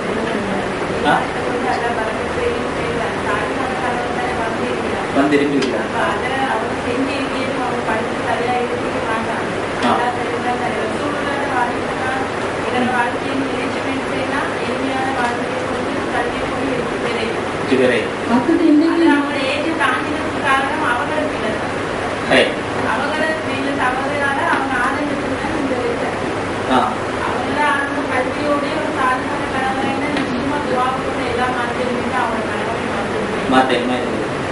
ஏன்னா இன்னைக்கு நிறைய படிச்சவங்க, ஒரு நல்ல அந்தஸ்துக்கு வர வேண்டியவங்க இந்த மாதிரி மாப்பிள்ளை வானம், மாமி வானம், இந்த படிக்க வானம் அப்படின்னு சொல்லி அந்த தடையை சுட்டி நிறைய பெண்கள் அவங்களால சொசைட்டிக்கு செய்ய வேண்டிய சேவை செய்யாம வீட்டுக்கு அடைஞ்சிருக்காங்க. நான் கேட்ட கேள்வி பதில் சொல்லுங்க. டாக்டர் இல்ல எல்லாரும் பிஹெச்டி செய்யலாத எழுதுங்க. டாக்டர் தேவையில்ல பிஹெச்டி. இது நாங்க நாடு நீண்டது பிஹெச்டி தான். கல்யாணம் ஒரு புறம் பிடிக்கிறேன், நான் புறம் யோசிச்சேன். நான் எல்லாம் பிஹெச்டி இந்த இடத்துக்கு எல்லாரும் அப்படி முடிவு எடுத்தாங்க. அது சம்பந்தமா அவங்களோட எல்லாத்துக்கும் நல்லா அந்த அறிவு கொடுக்கணும். விஷயம் என்னென்றால் இதுதான் செய்யும். படிப்புக்காக திருமணத்தை பிற்போடக்கூடாது. படிப்புக்காக திருமணத்தை பிற்போடக்கூடாது. ரெண்டும் ரசூல் ஸல்லல்லாஹு அலைஹி வஸல்லம் சொன்ன இந்த செய்தியை பாருங்க.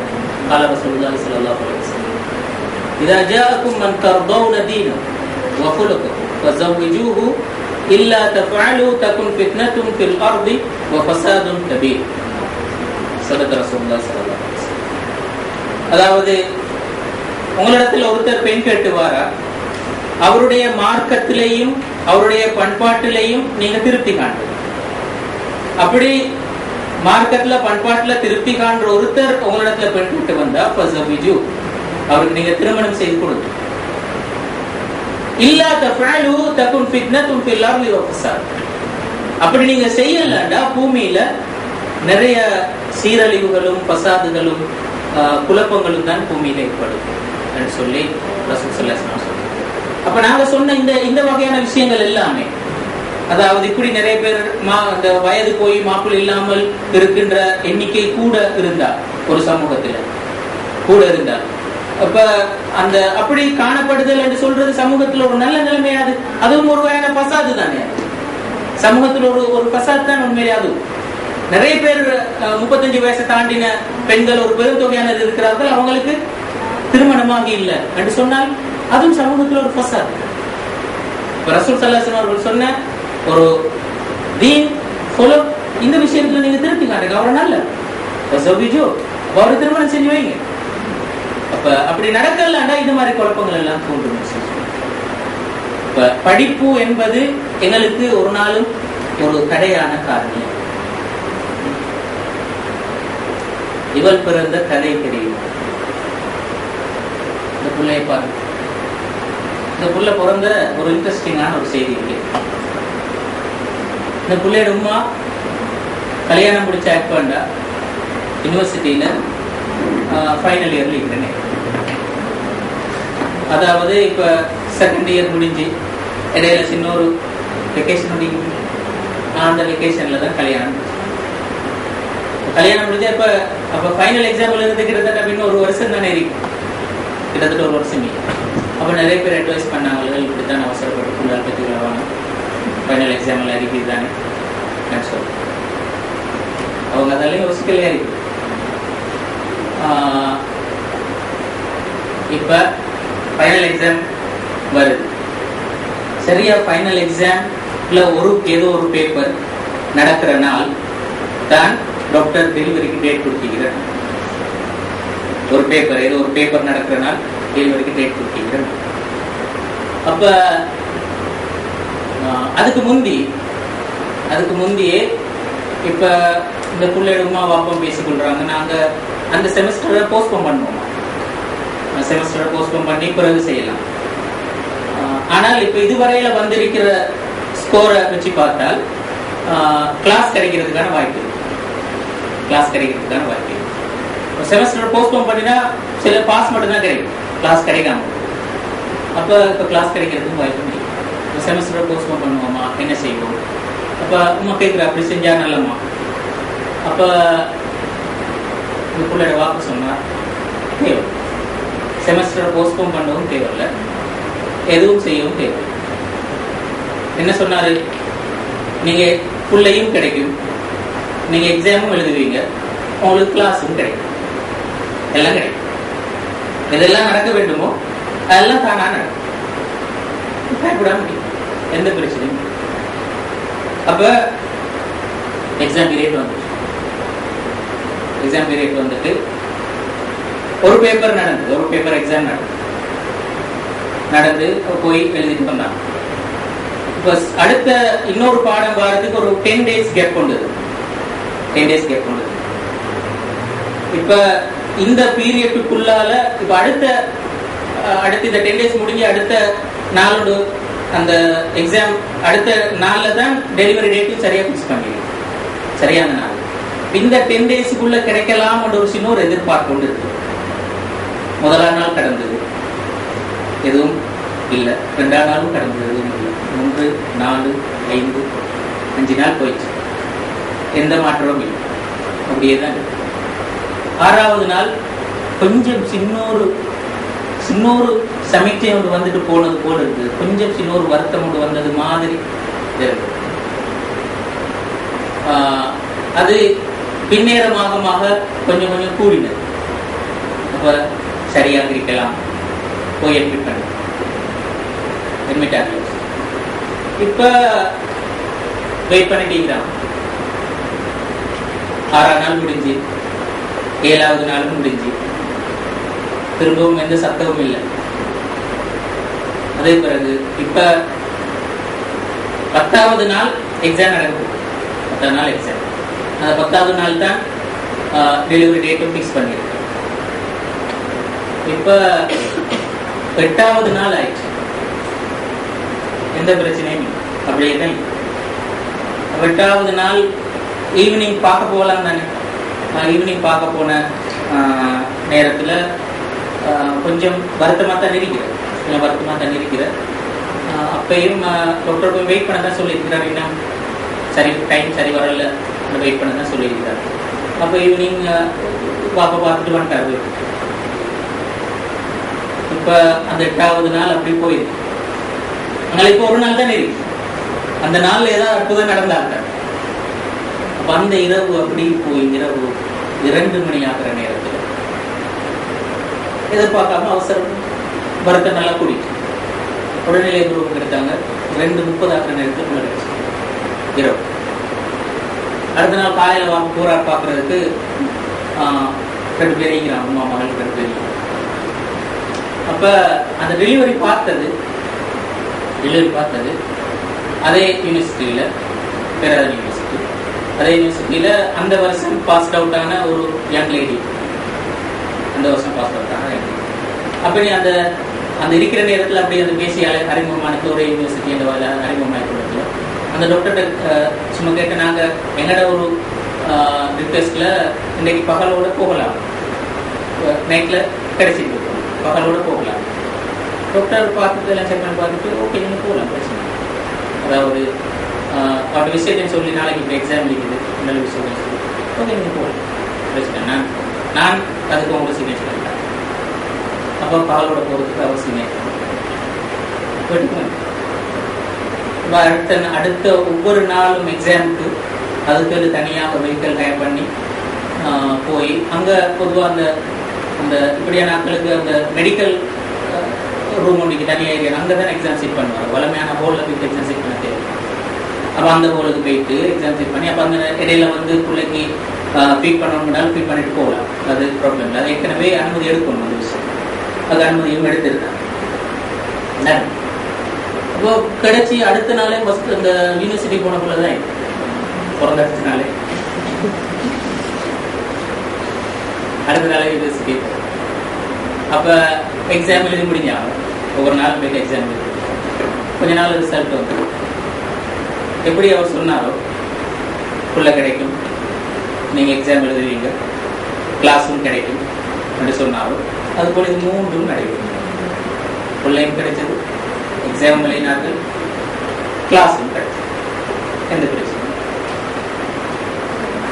பிரச்சனையானதா? இப்ப எந்த பிரச்சனையும் மகள தானே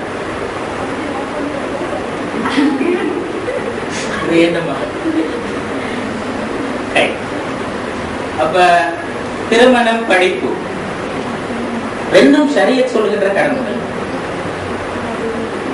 திருமணமும் படிப்பும் ரெண்டும் ஷரியத் சொல்லுகின்ற கடமை. ஆனா ரெண்டும் ஒன்றோடு முரண்படுகின்ற கடமைகளா? நீங்க என்ன கருதுறீங்க? முரண்படுகின்ற கடமைகள் என்று கருதுறீங்களா, முரண்படாத கடமைகள் என்று கருதுறீங்க? திருமணமும் ஷரியத் சொல்லுகின்ற ஒரு கடமை, படிப்பும் கடமை இல்லையா? படிப்பும் ஷரியத் சொல்லுகின்ற ஒரு கடமை. ரெண்டும் முரண்படுது. நீங்க என்ன கருது?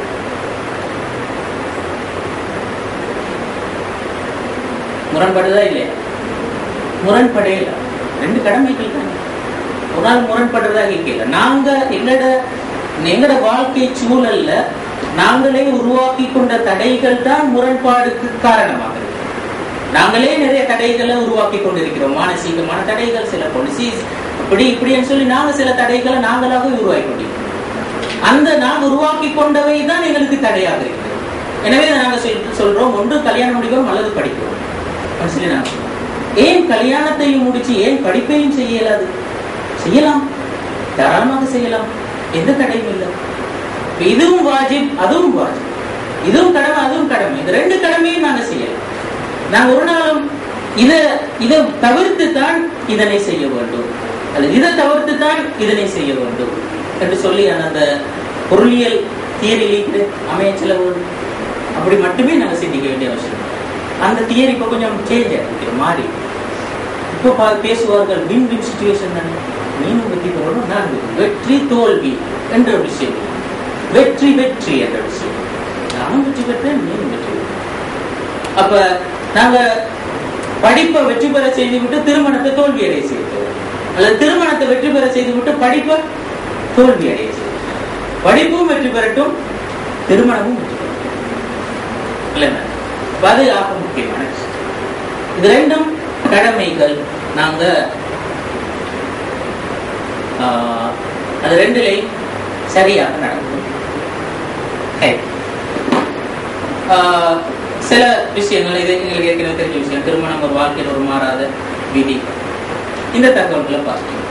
அரபுலகத்துல 35 வயதுக்கு மேற்பட்ட திருமணமாகாதவர்கள் ஆண்கள்ல 5.5 மில்லியன் பேர் இருக்கிறார், பெண்கள்ல 3.5 மில்லியன் பேர் இருக்கிறார். அரபுலகத்தில் 35 வயதுக்கு மேல ஆனால் திருமணமாகாதவர் பெண்களில் 2 மில்லியன் பேர், அந்த 3.5ல 2 மில்லியன் பேர் உயர் பதவிகள்ல இருக்கிறாங்க, நல்ல அழகோடையும் இருக்கிறாங்க, ஆனா இன்னும் கல்யாணம் 25 வயசுக்கு மேல். அப்ப இது அந்த படிப்பையும் திருமணத்தையும் ஒன்றோடு முரண்பட்டதாக அப்படி பார்த்ததனுடைய விலை. அது ரெண்டுமே எனக்குரிய கடமை, நான் இரண்டையுமே செய்ய வேண்டும் என்று அந்த பார்வை நாங்க பார்த்தோம்னா இப்படி ஒரு சமூக பசாத் ஏற்படுறதுக்கான வாய்ப்பு, சமூக பசாத் ஏற்படுறதுக்கான வாய்ப்பு. 2003 பிரித்தானியாவில் 18 வயதுக்கு உட்பட்ட பெண்கள்ல 1042 பேர் சட்டபூர்வமற்ற முறையில கர்ப்பம் தரிச்சிருக்கிறார். அதுவே ஹோலண்டுல 1240 பேர், அதுவே பிரான்ஸ்ல 1126 பேர்.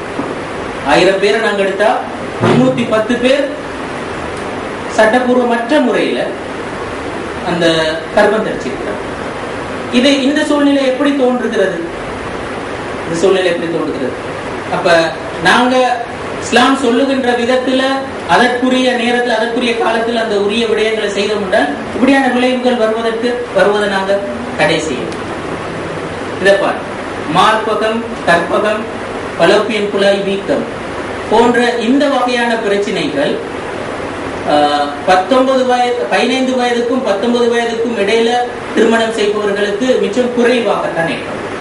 15 வயசு 19 வயசுக்கு இடையில திருமணம் செய்கின்றவர்களுக்கு இந்த மார்பக வீக்கம், கற்பக வீக்கம், பலோப்பியன் குழாய் இவற்றிட வீக்கம் இந்த மாதிரி விஷயங்கள் மிச்சம் குறைவாகத்தான் ஏற்படும் சொல்லி டாக்டர் சாட்டின், ஒரு டெக்சாஸ் யூனிவர்சிட்டி அமெரிக்கா, இந்த இவர் ஆய்வுல ஒரு சொல்லியிருக்கார்.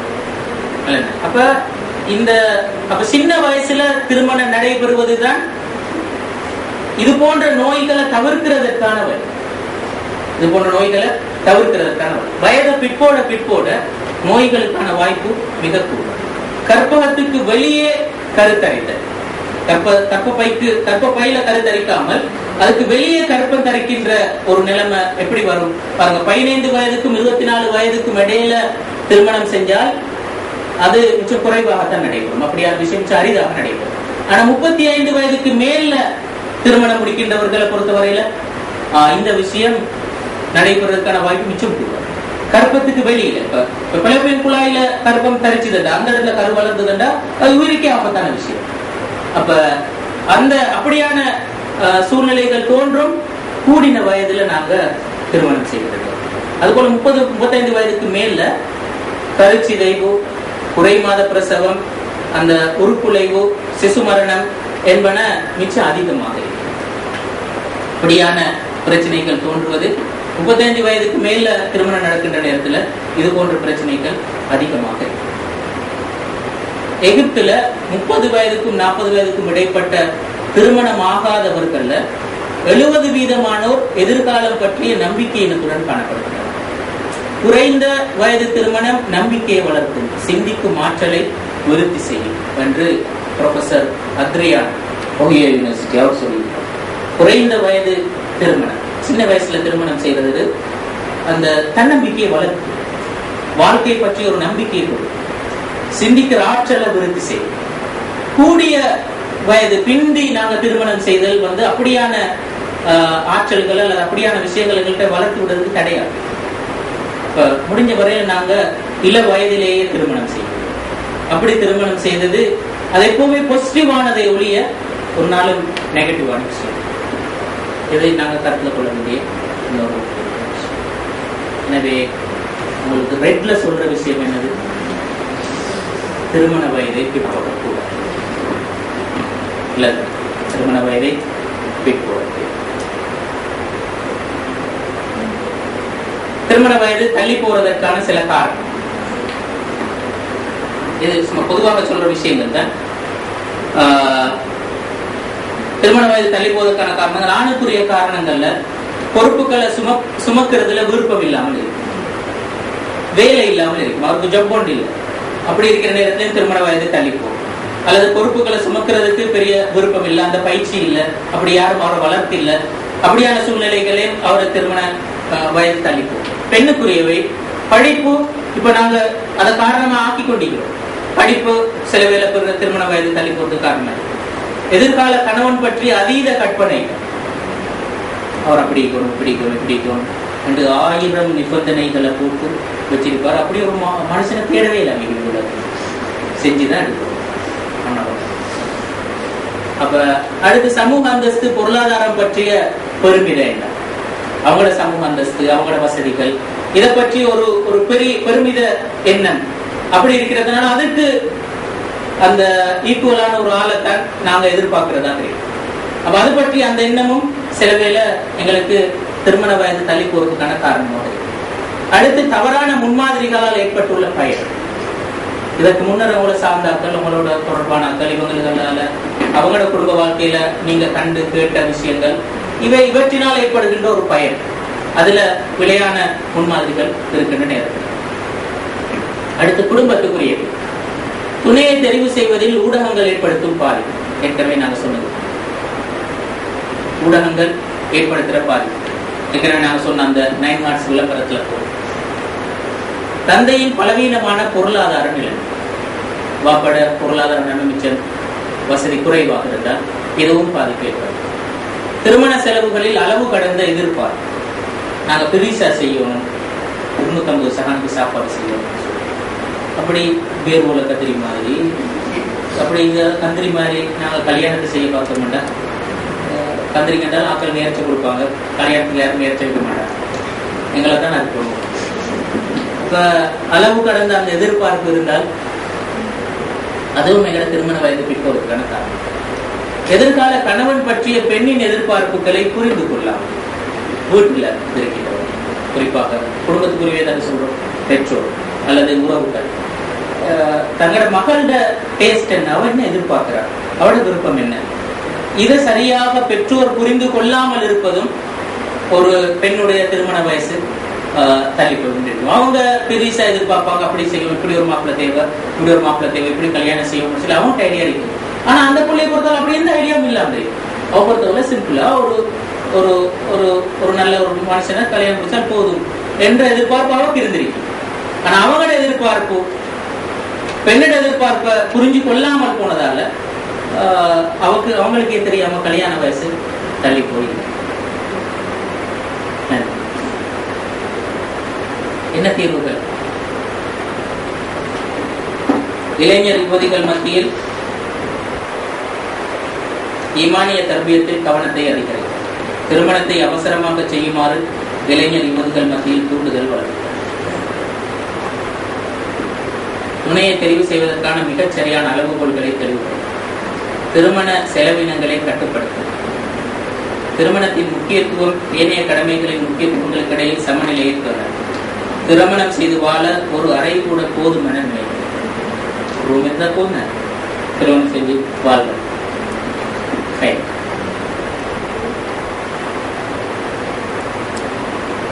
இது சம்பந்தமாக என்ன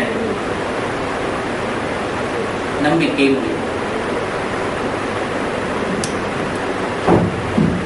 ஒவ்வொரு மனிதனும் ஒரே அளவான அருள்களையே பெற்றிருக்கிறார். உனது சிறப்பு பகுதியை இனம் கண்டுகொள். முதலில் அல்லாஹ்விலும் பின்னர் உன்னிலும் நம்பிக்கை. என்ன கருத்து? என்ன நீங்க இதுல புரிஞ்சுக்க? அல்லாஹு தஆலா உங்களுக்கு, அல்லாஹு தஆலா எல்லாருக்கும் அருள் கொடுத்திருக்கிற ரஹ்மத்தன். அல்லாஹு தஆலா எல்லாருக்குமே அருளை கொடுத்து ரஹ்மான் ரஹீம் என்று சொல்றோம். எல்லாருக்கும் அல்லாஹு தஆலா அருள்களை கொடுக்கிறார். இப்ப நீங்க நினைக்கிறீங்களா அல்லாஹு தஆலா இவருக்கு 80% அருளை கொடுத்திருக்கிறான், எனக்கு 10% அருளை தான் தந்திருக்கிறான், எனக்கு இவருக்கு 20%, அவருக்கு 50%, இப்படி விகிதாசார வித்தியாசத்தில் அல்லாஹு தஆலா அருள் பாலிக்கின்றான் என்று நீங்க நினைக்கிறீங்களா? அப்படி நினைக்கிறீங்க? அல்லாஹு தஆலா அருள் பாலிக்கின்றது நிச்சயமாக அல்லாஹு தஆலா எல்லாருக்கும் சமனாகத்தான் அருள்களை வழங்க. ஆனால் அந்த அருள் எந்த துறையில் இருக்கின்றது என்பதுதான் வித்தியாசப்படும். எந்த பகுதியில் இருக்கின்றது என்பதுதான் வித்தியாசமே ஒழிய அல்லாஹு தஆலாவுடைய அருள் மனிதர்களை பொறுத்தவரை சமானமாக, அவன் சமனாக. எனவே அல்லாஹ் எனக்கு எதனை தந்தான் என்பதைத்தான் நான் சரியாக நம்புகிறேன். எனக்கு என்ன தந்தி? எனக்கு தந்த சிறப்பு பகுதி என்ன? ஒவ்வொருத்தருக்கும் ஏதோ ஒரு ஸ்பெஷல் அல்லாஹ் தஆலா கொடுத்துதான் இருக்கு. எனக்கு தந்தது என்ன? இதை நான் சரியாக இனம் கண்டு கொண்டு என் வாழ்க்கையை வடிவமைச்சேன் என்றால் என் வாழ்க்கை சந்தோஷமா. அப்படி இல்லாம ஏண்ட சிறப்பு பகுதியை கண்டு கொள்ளாம நான் அடுத்தவர்களிடத்தில் இருக்கிறதையே பார்த்து கொண்டு இருந்தேன்டா என் வாழ்க்கை சந்தோஷமா இருக்காது. அப்ப நான் நம்பிக்கை வைக்கணும், என்னால முன்னால் செல்ல முடியும், அல்லாஹ் தஆலா எனக்கு உதவி செய்வான், இந்த நம்பிக்கை எனக்கு வேணும். அல்லாஹ் தஆலா எனக்கு தந்திருக்கிறான் அருள், எனக்கு இந்த விஷயத்துல அருளை தந்திருக்கிறான், நான் இதை பயன்படுத்துவேன். அடுத்தவன் செய்யறதையே தானே நானும் செய்ய வேண்டும். அவருக்கு அந்த செல்வத்தை கொடுத்திருக்கிற, எனக்கும் செல்வம் இருந்தால் மட்டும்தான் எனக்கு இந்த உலகத்துல என்னுடைய சாதனையை செய்ய முடியும். நிச்சயமாக இல்லை. ஒருத்தனுக்கு நல்ல அறிவு கொடுத்திருக்கிறான், அதே அறிவு எனக்கு இருந்தா மட்டும்தான் எனக்கு என்னுடைய சாதனையை செய்ய முடியும். இல்ல, எனக்கு அல்லாஹ் தஆலா ஒன்றை தந்திருப்பான், அவனுக்கு இன்னொன்றை கொடுத்து, இவனுக்கு இன்னொன்றை கொடுத்திருக்கிறான்.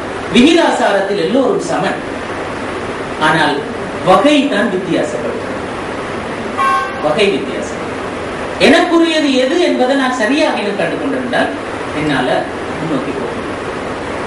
இது நாங்க மனசுல கொள்ள வேண்டிய ஆக முக்கியமான விஷயம். அல்லாஹ் பற்றிய நம்பிக்கையில மிக முக்கியமான இந்த நம்பிக்கையை நாங்க பிழையாகத்தான் விளை கொண்டிருக்கிறோம். பல சமயம் நாங்க அல்லாஹ் தஆலா ஏற்ற தாழ்வோடு ஆட்களை கவனிக்கிறான் என்றது மாதிரி நாங்க புரிஞ்சு வச்சிருக்கோம். அப்படியே அல்லாஹ் தஆலா சமனாகத்தான் பார்க்கிறான், நீதமானவன், யாருக்கும் அநியாயம் செய்ய நினைக்கிறது, எல்லோரையும் நீதமாகத்தான் அல்லாஹ் தஆலா. இது அல்லாஹ் தஆலாவுடைய விதி. உலகத்தில் அப்படித்தான் இருக்கு. அதாவது ஏன் உங்களுக்கு செல்வத்தை தரல, அல்லது ஏன் உங்களுக்கு அறிவை தரல, உங்களுக்கு எதை தந்து உங்களுடைய பயன் உங்களுக்கும் இந்த பூமிக்கும் கிடைக்க வேண்டும் என்று அல்லாஹ் தஆலா எதிர்பார்க்கிறான். அதை தந்து எதனூடாக அந்த உங்களால எது செய்ய முடியும், எதை செஞ்சால் நீங்க பூமிக்கு பயனுள்ளவராக இருப்பீர்கள், அதைத்தான் அல்லாஹ் தஆலா உங்களுக்கு எதை செய்ய முடியாத உங்களால அதை அல்லாஹ் தஆலா உங்களுக்கு தாங்க. அதைத்தான் நாங்க கவனமாக அல்லாஹ் தஆலா யாருக்குமே அநியாயம் செய்யும். பூமியில மனுஷனை படைச்சா ஐமாரத்துல் அர்த், இந்த முழு பூமியை மகிழ்ச்சி செய்யும், முழு பூமியை பலப்படுத்தும். இந்த பூமிய அல்லாஹ் தஆலா ஞாபகப்படுத்துகின்ற பூமியாக மாறும். ஹத்தா தகூன ஃபித்னா வ யகூன தீனு குல்லுஹு லில்லாஹ். அல்லாஹ்வை விட்டு எங்கட கவனத்தை திருப்புகின்ற எதுவுமே இந்த பூமியில் இருக்கக்கூடாது. முழுமையாக அல்லாஹ்வுக்கு மாத்திரமே கட்டுப்பட்ட சூழ்நிலை இந்த பூமியில் இருக்கும். அதற்கு அதை எப்படி செய்யலாம்? எல்லாருக்கும் ஒரே விஷயத்தை கொடுத்து செய்யலாமா? இல்ல, பூமியில எத்தனையோ வகையான ஆற்றல்கள் தேவை. எனவே எனக்கு ஒரு ஆற்றலை தந்தான், இன்னொருத்தருக்கு இன்னொன்றை கொடுத்தார். அவர் அதனை பயன்படுத்தி பூமியை வளப்படுத்த வேண்டும், இவர் இதனை பயன்படுத்தி பூமியை வளப்படுத்த வேண்டும். இதான் எங்களுக்கு முன்னால் உள்ள விஷயம். அல்லாஹ் தஆலா எங்களை இப்படித்தான் எங்களுக்குரிய ஆற்றல்களை திறமைகளை தந்து வச்சிருக்கோம். இப்படி நாங்க புரிஞ்சு கொண்டோம் என்றால் நாங்க எதையும் பார்த்து நம்பிக்கை இழக்க மாட்டோம், எதையும் பார்த்து நாங்க சோர்வடைந்து போக மாட்டோம், நாங்க பிடப்பாக மாட்டோம், பின்பாக மாட்டோம், நாங்க முன்னோக்கி போவோம். எங்களை அல்லாஹ் தஆலா சமனாகத்தான் பார்த்திருக்கிறார், நீதமாகத்தான் பார்க்கிறோம். இது நாங்க புரிந்து கொள்ள வேண்டிய முக்கியமான விஷயம். அடுத்து நாங்க வர வேண்டிய இந்த விஷயம் என்ன செய்வோம்? எப்படி இது டைம்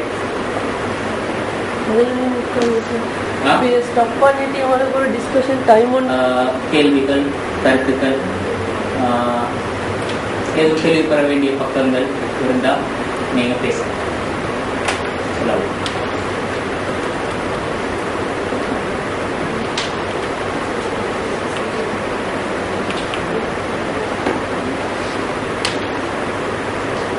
யாருக்கேனும் பேசுறீங்க?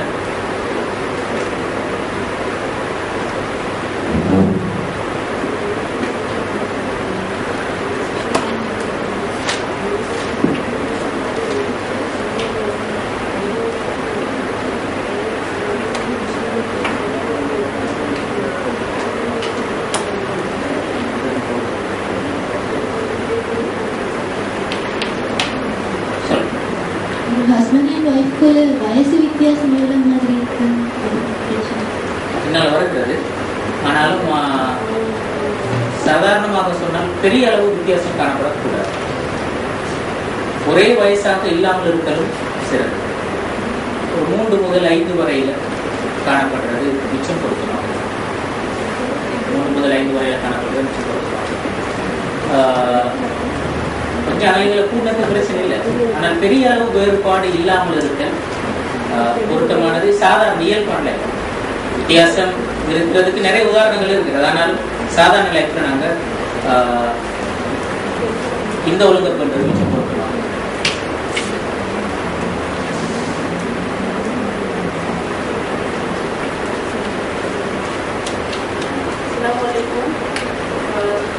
இந்த ஒரு பாரதி நேற்று நாங்கள் எங்களோட நிகழ்ச்சியில் அறிவிச்சது போல கிட்டத்தட்ட 2 செஷன் நாங்கள் படிச்சுக்கிறோம். இந்த 2 நாளுடைய விடயங்களை நீங்கள் கருத்தில் கொண்டு உங்களுடைய சில ஐடியாக்கள் அல்லது இந்த நடைபெற்ற இந்த 2 நாளுடைய விடயங்களை வச்சு ஒரு மதிப்பீடு உங்கள்கிட்ட இருக்கும். சிலதை நீங்கள் இது தொடர்பான இன்னும் சில விஷயங்களை நாங்கள் தெளிவு அடையலாம், இன்னும் சில தேவைகள் இதிலே இருக்கின்றன என்று சில விஷயங்கள் உங்களுடைய மனதிலே தென்பட்டால் இது தொடர்பான கருத்தை உங்களுடைய சுருக்கமான அமைப்பில் இந்த பேப்பர் எழுதி தந்தால் இன்ஷா அல்லாஹ் இது நாங்கள் கொண்டு அடுத்த லெக்சர்ஸ்ல இந்த விஷயங்களை கவனத்தில் கொள்ளிடுவோம். இந்த டிஸ்கஷன் முடிஞ்சதுக்கு அப்புறம் நீங்க இதை எழுதி தந்தால் சரி. அதாவது இப்படி இந்த 3 கருத்துக்கள் அதை சொல்லலாம்னா, அதாவது இதுல நீங்க கண்டுகொண்ட பாசிட்டிவான விஷயங்கள் என்ன, நீங்க இனம் கண்ட குறைகள் என்ன, ஏதாவது பக்கங்கள் மிஸ் ஆனது, அப்படி இப்படி குறைபாடான பக்கங்கள் எதுவும் நீங்க கண்டுபிடிக்கலாம். நீங்க சொல்லுகின்ற ஆலோசனைகள், உங்களோட சஜஷன்ஸ் நாங்கள் 2 செஷன் முடிச்சுக்கிறோம். இன்னும் இருக்கிறது இது சம்பந்தமான உங்களோட ஆலோசனை. இந்த 3 விஷயங்கள் சம்பந்தமாகவும் நீங்க உங்களுக்கு தந்திருக்கிற அந்த இதுல குறிப்பிட முடியும். நல்லா யாருக்கு கேள்விகள் இருந்தா நீங்க கேட்கலாம்.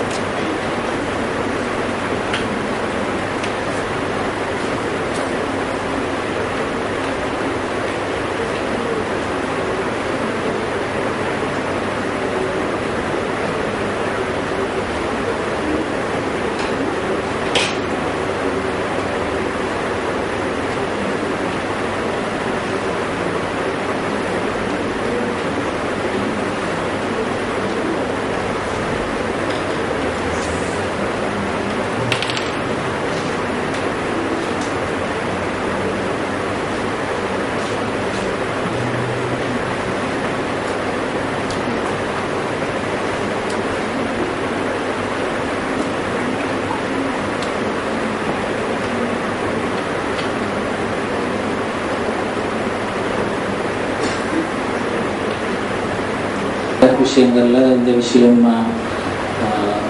பெண்களுக்கு மட்டுமல்ல ஆண்களுக்கும் கட்டாயம் போகணும்னு சொல்லுவோம். இதே போல ஆண்களுக்கும் இந்த கோர்ஸ் இருக்கிறதுக்கான பலன்களை நாங்கள் செஞ்சுக்கிறோம். ஒரு 8 மணித்தியால கோர்ஸ் ஆண்களுக்கு இருக்கிறது. இதே வகையானது தான் கொஞ்சம் உள்ளடக்கங்கள்ல வித்தியாசங்கள் இருக்கின்றது.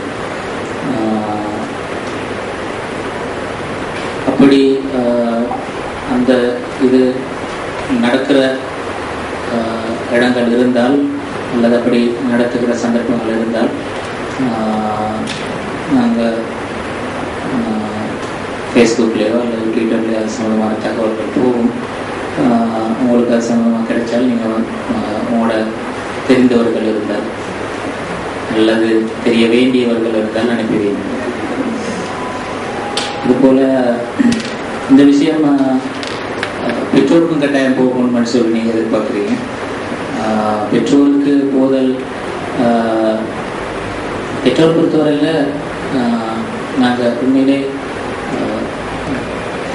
அந்த பிள்ளைகளுடைய திருமண விஷயத்தில் எப்படி நடந்து கொள்ள வேண்டும் என்ற சம்பந்தமாக பர்சனலாக என்னை பொறுத்தவரையில் நான் பெற்றோருக்கென்று தனியான ஒரு கோர்ஸ் கோர்ஸை இன்னும் செஞ்சது இல்லை. ஜிசாக்குமுல்லாஹ் ஹைரன், நீங்கள் இன்னொரு கேட்டை திறந்து விட்டீங்க. அந்த கோர்ஸ் இன்ஷா அல்லாஹ் அவசரமாக டெவலப் பண்ணியிருக்கலாம். அடுத்தால் அறிவிப்போம் இன்ஷா அல்லாஹ். உங்களோட பேரண்ட்ஸ் அனுப்பிடுங்க. வேற யாரும் அப்படி அது சம்பந்தமாக செய்கிறார்களா என்பதை பற்றி எனக்கு சரியா தெரியாது. ஆனால் அது சம்பந்தமாக அரபுலகத்திலேயும் எனக்கு தெரிஞ்ச வகையில் மலேசியா, இந்தோனேஷியா போன்ற இந்த நாடுகள்லையும் நிறையவே நடைபெறுகின்றது. அது இந்த துறை சார்ந்தவர்கள் நிறைய பேர் இருக்கிறார்கள். அந்த வகையில் இங்கேயும் அது சம்பந்தமாக நிச்சயமாக செய்ய முடியும். எனவே நீங்கள் நல்ல ஒரு ஆலோசனை சொல்லிக்கிறீங்க. அந்த வகையில் அது சம்பந்தமான ஒரு கோர்ஸ் இன்ஷா அல்லாஹ் அவசரமாக டெவலப் பண்ணியிருக்கிற சம்பந்தமாக பேசுவோம். அடுத்து இதில் பிறகு குடும்ப வாழ்க்கை தொடர்பிலையும், அடுத்தது ஒரு மனைவியுடைய நடத்தைகள் எப்படி காணப்பட வேண்டும் என்ற சம்பந்தமாகவும், உளவியல் ரீதியான பக்கங்கள் தொடர்பிலையும் அவங்களோட எதிர்பார்ப்புகள் குறிப்பிடப்பட்டிருந்தது. அது இன்னும் நாங்கள் கோர்ஸ் மேலே முடிக்கலை. இப்போ தான் நாங்கள் 2 செஷன் முடிச்சுக்கிறோம். அடுத்தடுத்த செஷனுகளில் அந்த விஷயங்கள் எல்லாம் சேர்ந்து தான் வருகிறது. இதில் உளவியல் ஒரு முக்கியமான ஒரு பார்ட். அதில் குறிப்பாக நீங்கள் சொல்லியிருந்த இந்த ஆண் பெண் வேறுபாடு சம்பந்தமாக அது இதில் ஒரு பகுதியாக, தனியான ஒரு பகுதியாக வருகிறது. பின்னால் அதுபோல் ஒரு மனைவியை பொறுத்த வரையில் எப்படி நடந்து கொள்ள வேண்டும் என்றது சம்பந்தமாக வருகிறது. போன்ற இந்த பக்கங்கள் இதில் நிறையவே உள்ளடக்கப்பட்டிருக்கிறது. நான் சொல்லலை இதில் எல்லா விஷயமும் உள்ளடங்கின ஒரு முழுமையான கோர்ஸ் என்று சொல்லலை. இல்லை, இணைக்கப்பட வேண்டிய இன்னும் பக்கங்கள் இருக்கின்றன. அதனால் முதல்ல இணைக்கின்ற நேரத்தில் கோர்ஸில் காலம் நிறைய நீடிக்கும் என்பதனால மிச்சம் ஷார்ட் பண்ணி வச்சிருக்கிறேன். இன்னும் பல விஷயங்களை தனியான கோர்ஸுகளாக செய்வதற்குரிய வழிகள் இருக்கின்றன. உளவியலும் இதில் ஒரு பகுதியாக இணைக்கப்பட்டு தான் இருக்கிறது. இந்த கோர்ஸை நான் வேறு இடங்களில் செய்கிற நேரத்தில் அதுக்கு தலைப்பு போட்டது ஷரீஅத்தும் உளவியலும் என்று சொல்லித்தான் தலைப்பு உருவாக்க அமைச்சிருக்கிறேன். இந்த 2 பகுதியும் சேர்ந்தது தான் இது. உளவியல் என்று சொல்கிற நேரத்தில் நாங்கள் ஷரீஅத் ரீதியாக சொல்லுகிற நிறைய விஷயங்கள் உளவியல் சார்ந்தது தான். நாங்கள் அந்த உளவியலை அதை அப்படி பார்த்து பழக்கம் இல்லை எங்களுக்கு. இது ஒரு காரணம். உளவியலுக்கு நாங்கள் அது சார்ந்த சில ஆங்கில பேர்களை சொன்னால் தான் அது உளவியல்னு நாங்கள் சில சமயங்களில் நினைக்கிறோம். அப்படி இல்லை. உளவியல் சொல்கிறது பொது கன்செப்ட். அது சம்பந்தமாக இஸ்லாமிய உலகத்தில் முஸ்லீம்கள் நிறைய பேசியிருக்கிறார்கள், ஆய்வு செய்திருக்கிறார்கள், நிறைய சிந்தனைகளை முன்வைத்திருக்கிறார்கள். மேற்கத்திய உலகியல் சிந்தனைகளை கூட வித்தியாசப்பட்ட அந்த குர்ஆன் ஹதீஸுக்கு உட்பட்ட முரண்படாத உளவியல் சிந்தனைகள் பலரால் முன்வைக்கப்பட்டிருக்கிறது. நிறைய மேற்கத்திய உளவியல் சிந்தனைகள்ல பிறகு அது பிழை என்று நிரூபிக்கப்பட்ட நிறைய உளவியல் கோட்பாடுகள் இருக்கின்றன. அந்த வகையில நாங்கள் இந்த இடத்துல நாங்கள் பேசுறதுக்கு நினைச்சிருக்கிற அந்த விஷயங்கள் ஷரியத்துக்கு உட்பட்ட விதத்திலான உளவியல் சிந்தனைகள். அந்த வகையில் அதுவும் உங்களுக்கு இன்ஷா அல்லாஹ் அடுத்தடுத்த அமர்வுகளில் கிடைக்கப்பெறும் என்ற ஒரு விஷயம் இருக்கிறது. அடுத்து அந்த இது சம்பந்தமாக ஒரு சிறிய ஒரு சந்தேகம் எழுப்பப்பட்டிருந்தது. அதாவது பெண்ணுடைய வீட்டில் தங்குறது தொடர்பில் அது ஷரியத்துக்கு முரணான ஒரு விஷயம் தானே, அதை நாங்கள் தூண்டல் வழங்காமல் இருத்தல் நல்லது என்ற அபிப்பிராயம். ஜஸாக்கல்லாஹ் ஹைரன். ஆனாலும் கூட அது ஷரியத்துக்கு முரண் என்று சொல்வது அதாவது திட்டவட்டமான முடிவு அல்ல. அது ஒரு எங்களோட அக்கீதாவோடு சம்பந்தப்பட்ட ஒரு விவகாரம் போன்றது அல்ல. அது மாற்று கருத்து சொல்ல முடியுமான ஒரு விவகாரம். அது அந்த வகையில் பல அறிஞர்களுக்கு மத்தியில் வித்தியாசமான நிலைப்பாடுகள் உள்ள ஒரு விவகாரம். அந்த வகையில் பலரும் வித்தியாசமான அபிப்பிராயங்கள் சொல்லியிருக்கிறார்கள். அந்த வகையில் அதை நாங்கள் ஒரு முடிந்த முடிவாக, ஒரு கட்டாயமாக, ஒரு இறுக்கமாக கடைபிடிக்க வேண்டிய ஒரு முடிவாக பார்ப்பதற்கு இல்லை. அந்த வகையில் நாங்கள் நிகழ்ந்து கொடுத்து பார்க்கலாம் அந்த விஷயத்தை பொறுத்தவரையில். எனவே தான் நாங்கள் சொன்னோம், அந்த இதில் நான் பாசிட்டிவாக சிந்திக்கிறதுக்குரிய ஒரு வாயில் அதில் இருக்கிறது என்பது மட்டும்தான். மற்றபடி கட்டாயம் அப்படித்தான் இருக்க வேண்டும் என்பது அல்ல. இது அதை பொறுத்தவரையிலான விஷயம்.